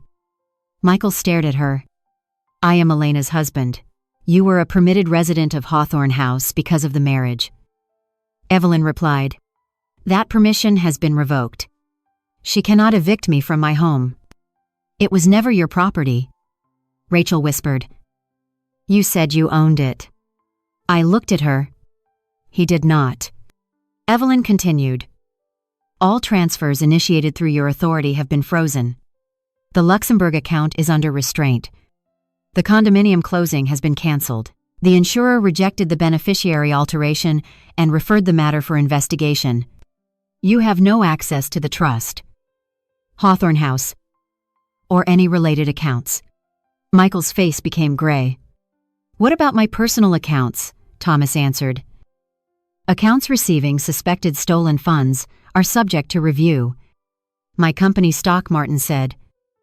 Your employer has been notified of false expense submissions and identity misuse involving corporate systems. Michael reached for his phone. The screen displayed, account disabled. His company had revoked access. You planned this, he said to me. You planned to humiliate me. No. You planned everything. I simply stopped interrupting. He stood again, this time knocking his chair backward. You think you are better than me because you inherited a house and read legal documents. No. I kept my voice level. I think I am safer without a man who created a second identity, stole from me for 8 years, fabricated medical evidence, and prepared to place me in a psychiatric facility. I loved you. The words came out desperate. Which version of you loved me? I asked. Michael Carter. Who slept in my bed? Michael Clark. Who married Rachel in a ceremony he knew was invalid? Or the man who told a 6-year-old I was a bad woman keeping him from his home? Rachel turned away. Michael looked around the room, searching for someone still under his influence. Colin stared at the floor. Thomas was expressionless. The investigators waited. Evelyn stood beside me. Martin closed the file. Mr. Carter. One investigator said, we need you to come with us. Am I under arrest? You are being detained while we execute warrants related to the accounts and devices discussed here. I want my lawyer. You may contact counsel. Michael looked at me one final time. You are destroying Noah's family. Rachel faced him. No, you built his family on a lie and prepared to deny him the moment the lie became expensive. The investigators escorted Michael toward the door. As he passed me, he whispered, You will regret this. I replied, That sentence is being recorded too. The door closed behind him. For several seconds, no one moved. Then Rachel sat down and covered her face. I felt no triumph. the woman across from me had helped steal my money and impersonate me. She had also discovered that her marriage was fake. Her home was funded by fraud. And the father of her child had prepared to erase them both. Pain does not become simpler because another person deserves part of the blame. "Where is Noah?" she asked. "With Dr. Benton," Thomas said. "He has not seen any of this." Rachel nodded. "Thank you." She looked at me. "I do not expect forgiveness." "Good?" I believed him. So did I. That does not excuse what I did. "No. What happens to Noah?" That was the only question in the room that mattered beyond the case. Evelyn answered, "The trust will not support claims Michael created. But funds traceable to Noah's legitimate care can be handled through an independent child trust if Mrs. Carter consents and if the court approves." Rachel looked stunned. "After what I did," I said, "Noah did not impersonate me. Noah did not steal from me. Noah did not forge anything. You would help him. I will make sure money Michael stole in Noah's name is not controlled by Michael. That is different from rewarding either of you." Rachel nodded slowly. "I understand." "Do you?" I asked. "Because cooperation does not erase your liability." "I know. You will tell the truth even when it makes you look guilty." "Yes." "You will return every asset purchased with stolen funds." "Yes." "You will never contact me privately again after the case unless my lawyer approves it." "Yes." I stood. My legs felt unsteady for the first time that day. The meeting had lasted 92 minutes. My marriage had ended in less than one. Outside the conference room, Noah sat on the carpet beside an elaborate model train set. He looked up when Rachel entered. "Mum, did we get the castle house?" Her face crumpled. She knelt and pulled him into her arms. "No." "Sweetheart." "Why?" "Because it belongs to someone else." He looked past her at me. Recognition flickered. He had seen photographs. "Are you Elena?" I crouched, so we were at the same height. "Yes." He studied me with Michael's eyes. "Dad said you were bad." Rachel closed her eyes. I answered carefully. "Your dad said many things that were not true." "Are you taking him away?" "No." "Adults whose job is to investigate are talking to him. Will he come home?" I could not promise what I did not know. "Not today." Noah looked at the train. "He promised we would live together." "I am sorry." It was the only honest response. Children should not be forced to carry adult explanations before they are ready. Rachel took his hand and left with her attorney. I watched them disappear into the elevator. Then I went into an empty office and finally allowed myself to cry. I cried for the children I had lost, for the child Michael had hidden, for the woman I had been when I believed his travel schedule was the price of success, and for the years of my life converted into invoices and lies. Evelyn sat beside me without speaking. When the tears stopped, she handed me a glass of water. "Hawthorne House security has been changed," she said. "Michael's belongings will be inventoried under supervision. Do not throw anything away." "I know. Preserve every device. Already arranged." "And the portrait in the bedroom?" "What about it? Leave it for now." I was not ready to decide whether a photograph was evidence, history, or trash. The reception at Hawthorne House was scheduled for 7 that evening.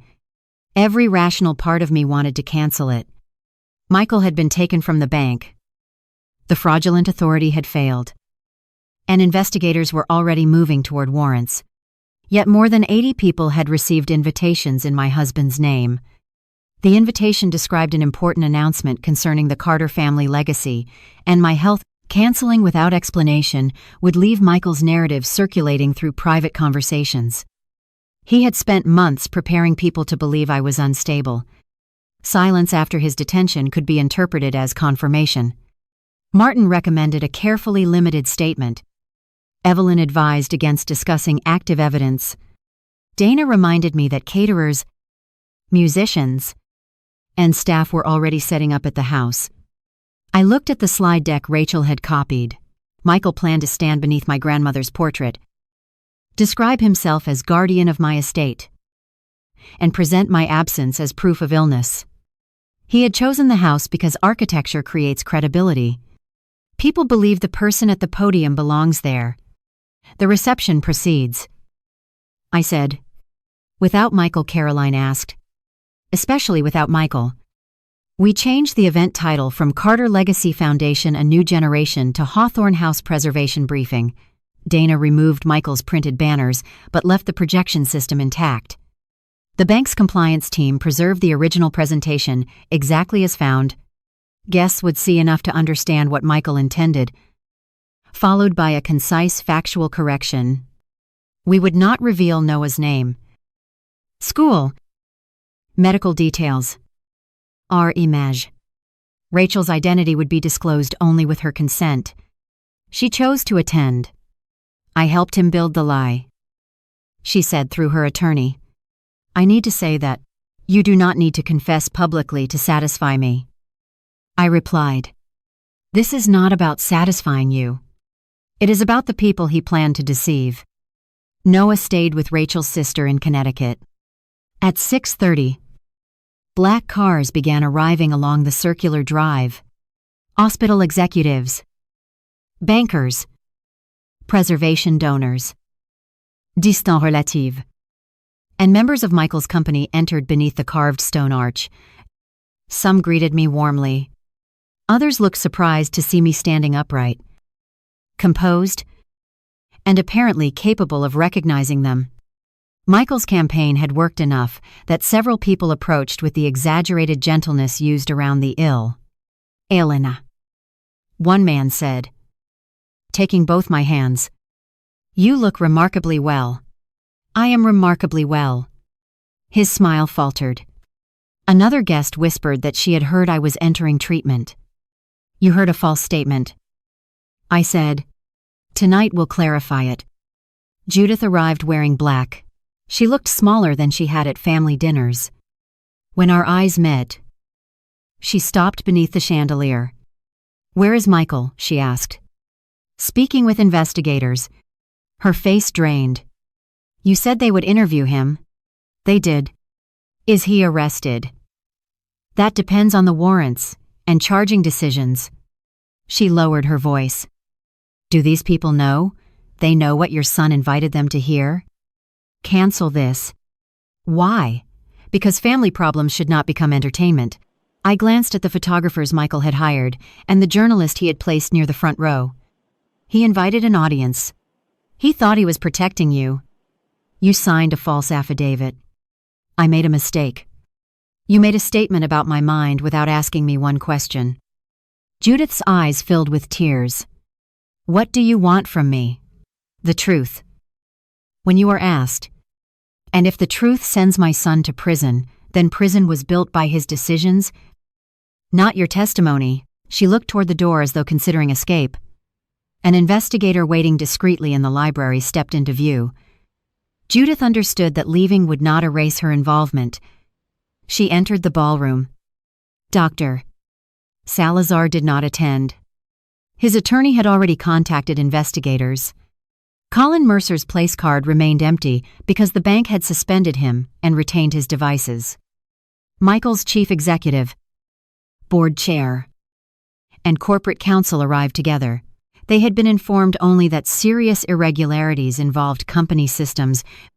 Their expressions were controlled, but the distance they maintained from Judith revealed the speed at which professional loyalty dissolves around legal risk. Rachel arrived last. She wore a simple navy dress and carried no jewelry except a small silver chain. In one hand, she held the velvet box containing my grandmother's brooch. The room reacted before anyone spoke. Several guests recognized her from private dinners or travel photographs. Others saw only an unfamiliar woman entering a family event with an attorney. Judith crossed the room quickly. You? She hissed. How could you turn on him? Rachel stopped. He prepared to deny Noah. He was under pressure. From the crimes he committed, Judith looked around and lowered her voice. You knew he was married. Eventually. Then do not pretend to be innocent. I am not. Rachel's answer silenced her. That is the difference between us tonight. She walked to me and held out the box. This belongs here. I opened it. The emerald caught the chandelier light. My grandmother wore the brooch in portraits, at court ceremonies, and at every Christmas dinner until arthritis made the clasp difficult. I had searched for it through drawers and insurance inventories, accusing myself of carelessness. Michael watched me worry while knowing exactly where it was. When did he give it to you? I asked, though I already knew. 2 years ago. He said it was from his grandmother. Did Judith see you wearing it? Rachel looked toward her. At Noah's school fundraiser. Judith's face crumpled. She had recognized the brooch and said nothing. I thought Michael had permission. She whispered. I closed the box. You always thought whatever made him comfortable had permission. At 7:10. The ballroom doors closed. The guests took their seats facing a small platform beneath my grandmother's portrait. I stepped to the microphone. Conversation faded. Thank you for coming to Hawthorne House. I began. Many of you received an invitation from my husband announcing a transition in the Carter Family Trust and a change in my health. That announcement was false. A ripple moved through the room. I am not entering treatment. I have not transferred authority over this estate. I have not authorized a new foundation under Michael's control. I have not appointed him to manage my financial affairs. This afternoon, he attempted to activate a power of attorney using forged medical certifications and a substituted signature page. Someone gasped. The corporate counsel began taking notes. Because an active investigation is underway, I will not discuss every document. I will show only materials necessary to correct the claims Michael intended to make in this room. The screen behind me illuminated. Michael's opening slide appeared Carter Legacy Foundation, a new generation. Beneath it was a photograph of Hawthorne House taken from the south lawn. This is the presentation found on my husband's computer. I said. It described him as acting steward of this property. He has never owned Hawthorne House. The next slide showed the trust structure. Michael had removed my role and placed himself at the center. Evelyn walked to the stage. I am Evelyn Shaw, independent trustee and counsel involved in the administration of the Carter Family Preservation Trust. Mr. Carter has no ownership interest in this estate. His residential permission derived solely from his marriage to Elena and was revocable upon misconduct. This morning, the trust's fraud and coercion clause was activated against him.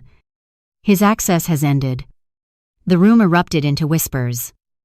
A hospital executive raised his hand.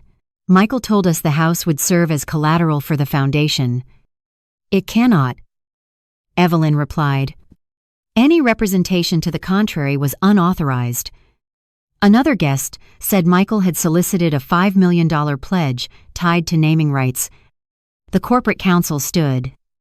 Our company was told the foundation had Elena's approval.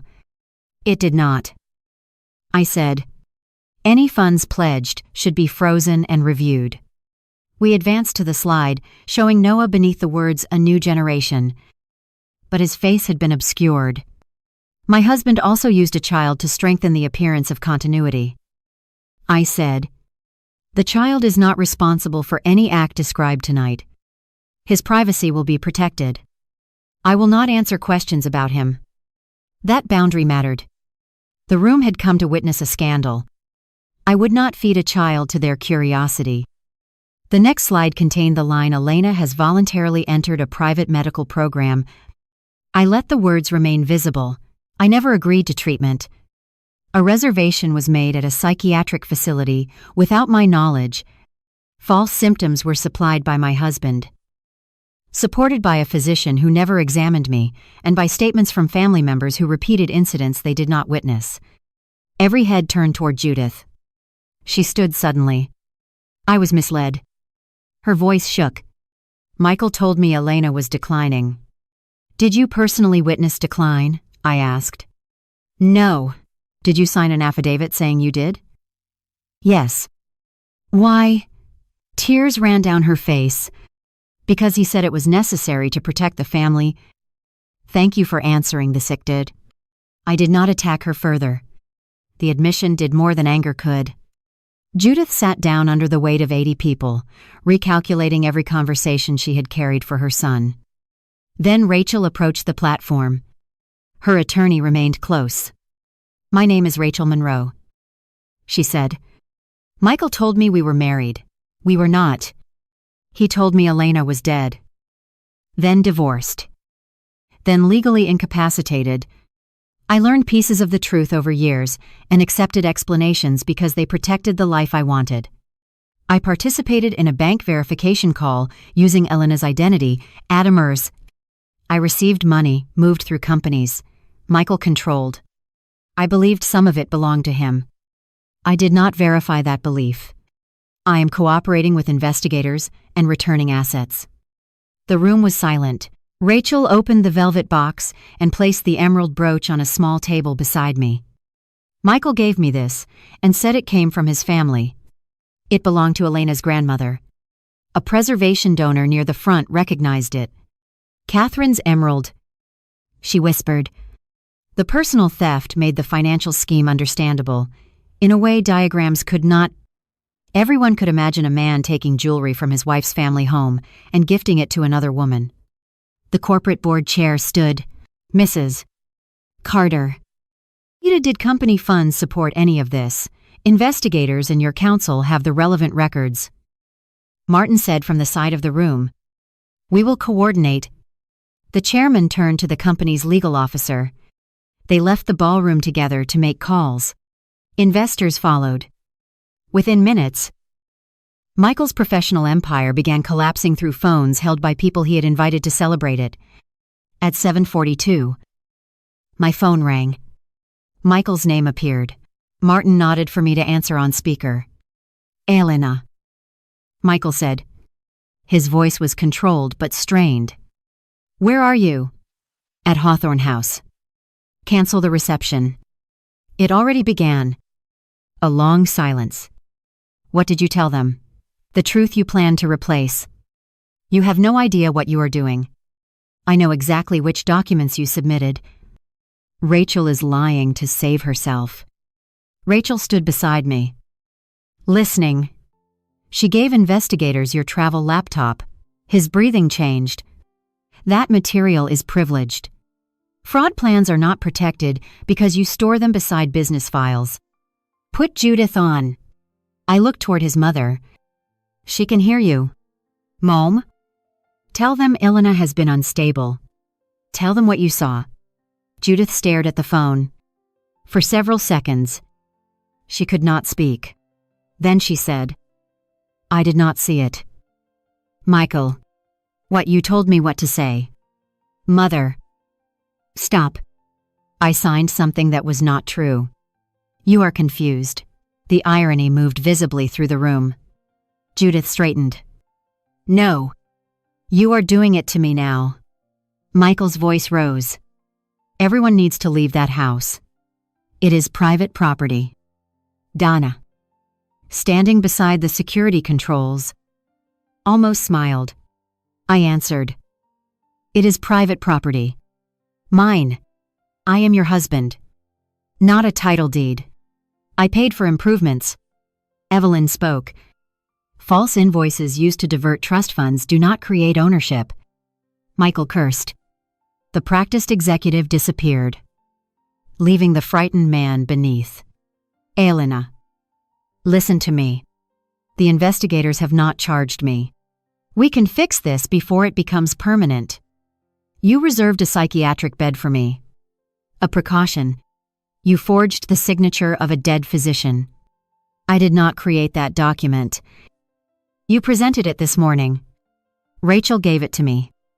Rachel leaned toward the phone. You emailed it to me from the Northbridge account. You do not know what you are talking about. I know about the draft denying Noah. Silence. What draft, he asked. The one saying he might not be your son. That was legal strategy. He is 6 years old. Rachel. Do not be emotional. Her face became calm. That sentence worked on both of us for years. Michael understood then that neither woman would protect his version. Elena, he said. Softer. We had 14 years. You had 14 years of access. I loved you. You planned my confinement by the hour. I panicked. For 8 years he had no answer. In the background of the call, a voice instructed him to end the conversation. Michael ignored it. If you continue, every private detail becomes public. Your miscarriages, your treatment, your family history. Is that what you want? The threat was designed to make me ashamed of pain he had weaponized. My miscarriages are not evidence against me. I said, my grief is not incompetence. My decision to trust my husband is not consent to theft. You can repeat private facts as loudly as you like. They do not change the documents. The investigator's voice sounded again. Michael said quickly, you will be alone when this is over. I looked around the ballroom. Caroline, Evane, Donna. Staff who protected the house. Professionals willing to correct failures. And even Rachel standing in accountability rather than denial. No, I said. I was alone while married to you. This is different. The call ended. 10 minutes later, Martin received confirmation that Michael had been formally arrested after investigators recovered additional evidence from his devices. I did not announce the arrest dramatically. I told the guests, the legal process will now proceed. Tonight's purpose was to correct the false statement scheduled for this room. Hawthorne House remains under its existing trust. I remain its competent administrator and resident. Any pledge or agreement solicited by Michael should be reviewed with independent counsel. A journalist asked whether I intended to sue Rachel. Legal responsibility will be handled through legal channels. I answered, I will not try the case in this ballroom. Another asked whether my marriage was over. The criminal acts ended it before I understood they existed. That sentence became the only quote I allowed. After the guests left, staff removed the Carter Legacy banners from the service hall. Dana found a crate of champagne Michael had ordered for his announcement. The labels carried his proposed foundation crest. What should we do with it? She asked. I considered pouring it out. But waste would have made him the center again. Serve it at the preservation workers' dinner next month. I said, remove the labels. Rachel remained near the entrance waiting for her attorney's car. She looked up at my grandmother's portrait. He told me she was his grandmother. She said, he told many people my history belonged to him. I am sorry. Do not apologize for believing one lie. Apologize through the truth about the ones you helped maintain. She nodded. Before leaving, she said, when Noah is older, what should I tell him about you? The question caught me off guard. Tell him I was not the reason his father stayed away. Tell him houses belong to the people whose names are on the deeds. But homes should never be promised with stolen keys. Tell him none of this was his fault. Rachel pressed her lips together. I will. Caroline and I walked through the empty ballroom after midnight. The screen still displayed Michael's title slide. I switched off the projector. His imagined foundation vanished, leaving my grandmother's portrait in the soft wall light. He planned to replace you in your own house. Caroline said. He thought ownership was a story told confidently enough. Most entitlement is. We carried the emerald brooch to the archive room. I placed it in its original velvet drawer and updated the inventory myself. The act took less than a minute. Recovering an object is simple. Recovering certainty takes longer. At 1 a.m, Dana locked the main doors. The old brass bolts slid into place with a sound I had heard since childhood. For the first time in years, the lock did not feel like protection from strangers outside. It felt like a boundary against the person who had lived within and believed every room would eventually become his. By that evening, search warrants had been executed at Michael's office. Rachel's townhouse. Dr. Salazar's clinic, and the storage unit rented by Northbridge Global. Investigators recovered duplicate trust forms, forged notary seals, prepaid phones, account ledgers, and a draft calendar mapping the week Michael planned to declare me incapacitated. Monday, bank authorization. Monday evening, insurance notarization. Tuesday, staged welfare concern. Wednesday, proposed psychiatric evaluation. Thursday, transfer request. Friday, condominium closing. Saturday, public announcement that I had entered private treatment. He had scheduled my disappearance like a business launch. The calendar contained one line that remained with me longer than the others. E will resist. Document, emotional instability. He expected resistance. He planned to use my attempt to save myself as proof that I needed to be controlled. Martin advised me not to return to Hawthorne House alone until the property search ended. I stayed with Caroline. When I told her about Rachel and Noah, she walked to the kitchen sink and gripped the counter. He let you believe the miscarriages ended the possibility of a family in Amasem? She said. Yes. And he had a son the entire time. For 6 years. She turned toward me. Furious tears in her eyes. I want to hurt him. That is what he expects from us. Anger he can point to. Then, what do? We become very boring witnesses. Caroline almost laughed. It was the first sound that felt normal. The criminal case unfolded slowly, as real cases do. There was no single dramatic trial the following week. There were interviews, subpoenas, hearings, forensic reports, and months of legal argument. Michael's attorneys claimed he believed I suffered from cognitive decline. They argued that the trust documents represented protective planning, not theft. The claim collapsed under evidence. My annual neurological screening, required by the trust because I served as an attorney and fiduciary, showed no impairment. Work records documented complex litigation handled successfully during the period Michael described me as confused. Security footage showed his hired men attempting to enter the archive room. Bank metadata connected his office, his devices, and Rachel's impersonation call. Dr. Salazar initially denied wrongdoing, then admitted Michael paid him to prepare a preliminary letter based on second-hand descriptions. The second physician certification was a complete forgery. Colin Mercer accepted money and luxury travel in exchange for bypassing verification rules. The Luxembourg transfer traced directly through accounts Michael controlled. Silver Pines produced the reservation forms and emails in which Michael asked how quickly a spouse could be admitted after a domestic episode. The phrase made me physically cold every time I read it. Rachel cooperated extensively. She surrendered the townhouse lease, vehicles, jewelry, and funds tied to Northbridge. She admitted impersonating me during the bank call and signing documents she did not understand. Her attorney argued she had been manipulated. The prosecutors agreed she had been deceived about the marriage and the scope of the plan. But deception did not erase participation. She eventually pleaded guilty to a reduced identity fraud charge, received probation, community service, and strict restitution obligations. I did not object. Punishment should match conduct, not anger. Michael faced far more serious charges: conspiracy to commit bank and wire fraud, aggravated identity theft, money laundering, interstate transportation of forged documents, attempted unlawful control of trust assets, insurance fraud, and falsification of medical records.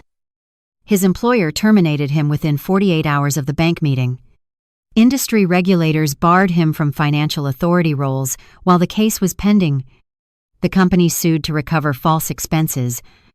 The private medical equipment clients he once entertained in London, Zurich, and Singapore stopped taking his calls. His passport was surrendered. The man who built his identity around international travel could not leave the state without permission. 3 months after his arrest, I returned to Hawthorne House. Dana met me at the door. The locks had been changed, though legally the property had always been mine. Michael's belongings filled 73 sealed boxes in the East reception room. An independent inventory team had cataloged everything. I walked through the house slowly. The rooms were unchanged, but the atmosphere was different. Deception has a presence. Once removed, even familiar silence sounds new. In Michael's study, investigators had left a cleared desk and empty shelves. Behind a loose panel, they found a second safe. Inside were passports under the Clark name, photographs of Rachel and Noah, duplicate wedding rings, and letters Michael wrote, but never sent. One letter was addressed to me. It described a future in which I entered long-term care, and he protected the Carter legacy by raising Noah at Hawthorne House. He planned to tell the world that Noah was a distant relative placed in our custody. He would have lived in my grandmother's home, spent my trust income, and presented himself as the devoted husband of a mentally ill wife. Rachel would occupy the guest wing as Noah's caregiver until enough time passed for her presence to become socially acceptable. The level of detail was breathtaking. He had planned holiday photographs, school enrollment, household staffing, even the explanation for why I no longer attended family events. I placed the letter into the evidence box. Dana watched from the doorway. "How can someone plan a life like that?" she asked. "By treating people as positions instead of human beings." I said, "Wife, caregiver, child, trustee. Each of us had a function. What function did he have?" I looked around the office he once called his owner, at least in his mind. I moved back into the house, but I did not sleep in our bedroom. I chose a smaller room overlooking the garden and converted the old bedroom into an archival gallery for the history of Hawthorne House. The anniversary photograph remained in storage. I was not ready to display or destroy it. Healing is not a clean line. Some mornings I woke relieved. Some nights I remembered Michael holding me after the second miscarriage and wondered whether that tenderness had been real. A person can commit calculated cruelty and still have experienced moments of genuine feeling. That complexity did not excuse him. It only made grief more difficult. 6 months after the airport, the court approved the creation of the Noah Monroe Education Trust. It contained recovered funds proven to have been spent or reserved for his benefit, plus a contribution I made privately. Rachel had no authority over principal distributions. An independent trustee would pay school, medical, and counseling expenses directly. Michael was prohibited from serving in any role. When Evelyn asked why I contributed my own money, I answered, "Because the first adults in his life turned love into leverage. Someone should prove it does not have to remain that way." I never met Noah privately again. That boundary protected both of us. Through formal reports, I learned he was receiving counseling and adjusting to a smaller apartment near his school. Rachel found administrative work after completing a financial ethics program required by her probation. She wrote one letter to me through counsel. It did not ask forgiveness. She described the first time she met Michael at a conference 8 years earlier. He told her his wife had died after a long illness. Later, when she found evidence I was alive, he changed the story. I was an ex-wife, then an estranged cousin, then a legally incapacitated spouse whose family prevented divorce. Each lie arrived only when the previous one failed. Rachel wrote, "I kept accepting new explanations because admitting the truth would have meant admitting my whole life was built on someone else's pain. I understood the sentence more than I wanted to. There were moments in my marriage when questions surfaced, and I accepted easier explanations because the alternative threatened everything I loved. The difference was not that Rachel was foolish and I was wise. The difference was that Michael customized lies for each of us.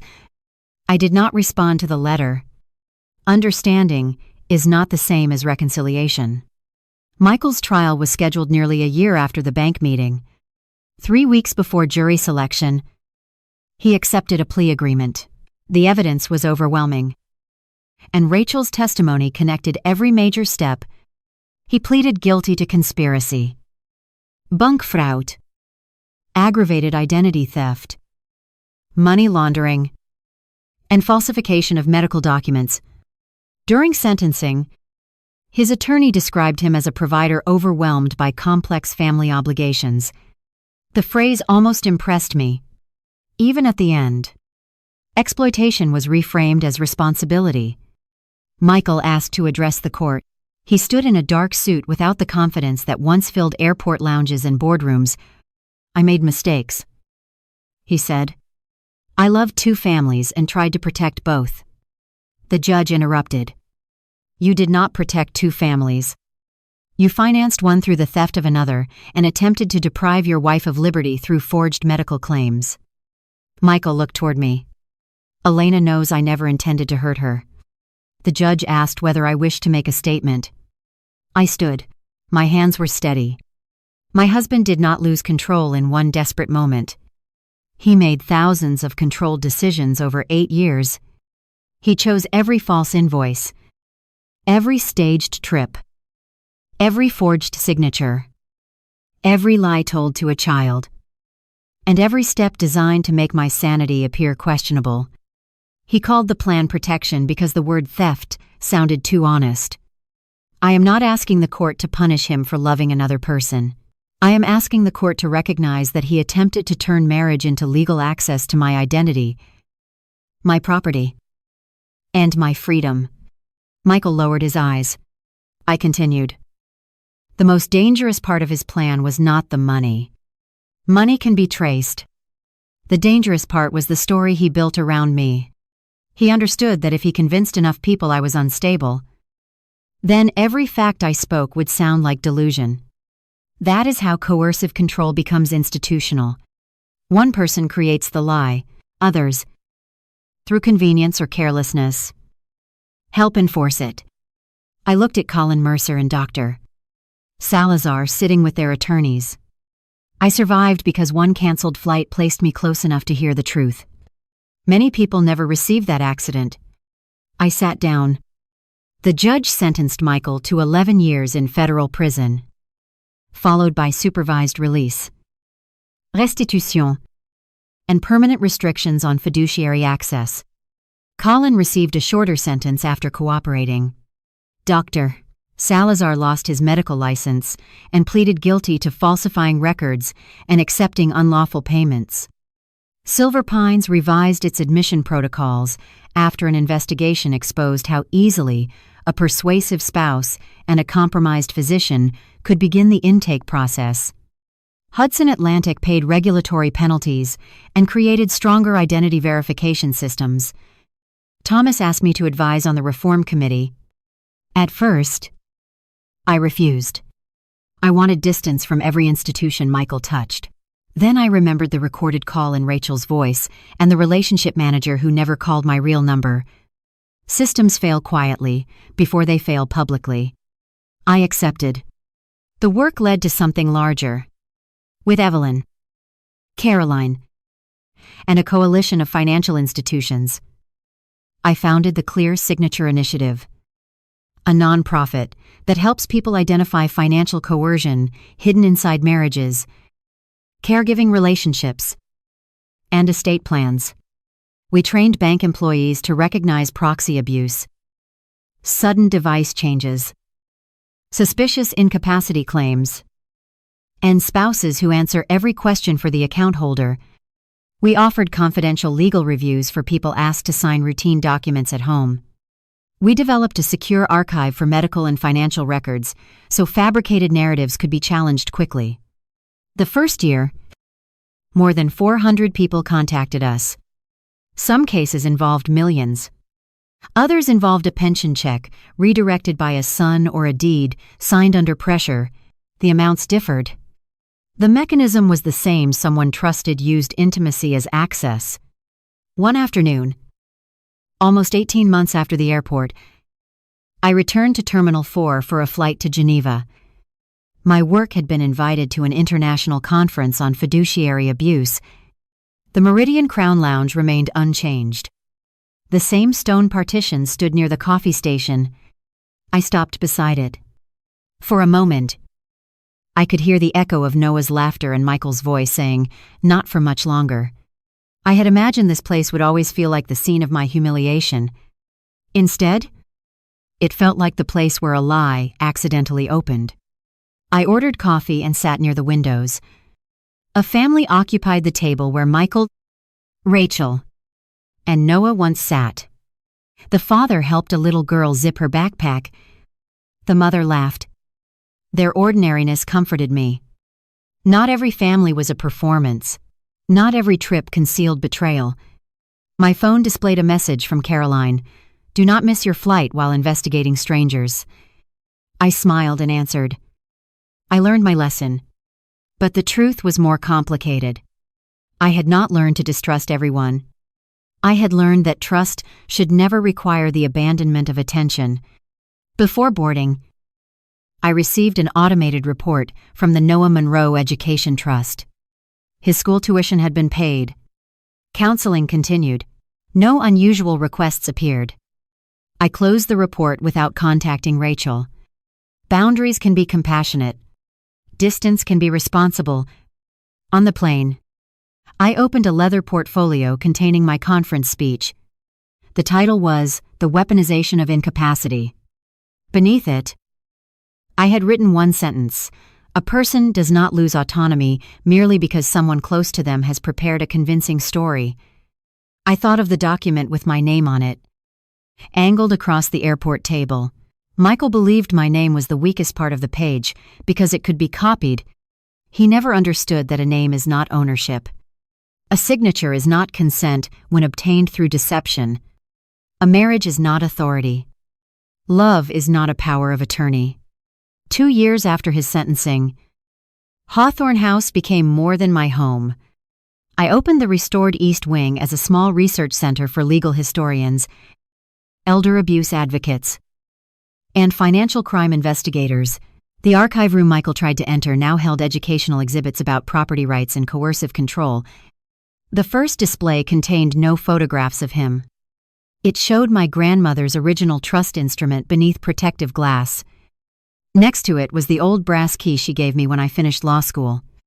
Her handwritten note was displayed beside it. Protecting a home means protecting the choices of the people inside it. During the opening reception, Caroline stood beside me beneath the stained glass window. "Grandmother would be proud," she said. "She would complain about the catering first." Caroline laughed. "Definitely." Evelyn joined us holding 3 glasses of champagne. "To canceled flights," she said. I lifted mine. "To documents people actually read," Dana added from behind us. "To owners who know who owns the building." We laughed. And for once, laughter inside Hawthorne House did not carry suspicion. I did not need Michael's ruin to make my life meaningful. His conviction did not return 14 years or erase the miscarriages, the deception, or the knowledge that another child had grown up inside the shadow of my marriage. Justice was not restoration. It was separation between what he did and what he was still allowed to control. That distinction saved me. People later asked why I did not confront him in the airport. They imagined courage as walking across the lounge and demanding answers. Sometimes courage is confrontation. Sometimes it is restraint. Had I stepped out from behind that wall, Michael would have hidden the folder, moved the money, destroyed the phones, coached Rachel, and accelerated the plan against me. My silence was not surrender. It was the space in which evidence continued to speak. Michael thought I was weak because I trusted him. Rachel thought she was safe because he chose her. Colin thought procedure could bend for a profitable client. Dr. Salazar thought a medical signature was only a service purchased by a desperate husband. Each person mistook access for entitlement. Each believed the person being used would never understand the machinery around her. They were wrong. If there is one thing I learned, it is this: never confuse peace with blindness. The person who is not shouting may be listening. The person who signs documents for a living may notice the page you tried to replace. The wife you describe as exhausted may already be preserving every message, every transfer, and every lie. Michael kissed me goodbye and promised he would call from London. He never reached London. Instead, he boarded a plane to Zurich with the family he kept hidden and the papers he intended to use against me. He believed distance protected him. He believed two identities, two homes, and two versions of the truth could remain separate forever. But lies do not stay in the rooms where they are created. They travel through bank records, school forms, insurance files, passports, photographs, and children who ask innocent questions. Eventually, every false life touches the real one. My husband thought the document in Rachel's hand would transfer my future to him. What it actually transferred was control of the story back to me. And when the doors of the bank conference room closed behind him, he finally understood what he should have learned before he forged my name. I was never the bad woman standing between him and his family. I was the legal owner, standing between a thief and the life he planned to steal. If you have ever been told that asking questions makes you difficult, remember this: questions are not betrayal. Verification is not cruelty. Reading before signing is not a lack of love. Anyone who requires your ignorance in order to remain close to you is not protecting the relationship. They are protecting the advantage they gain from it.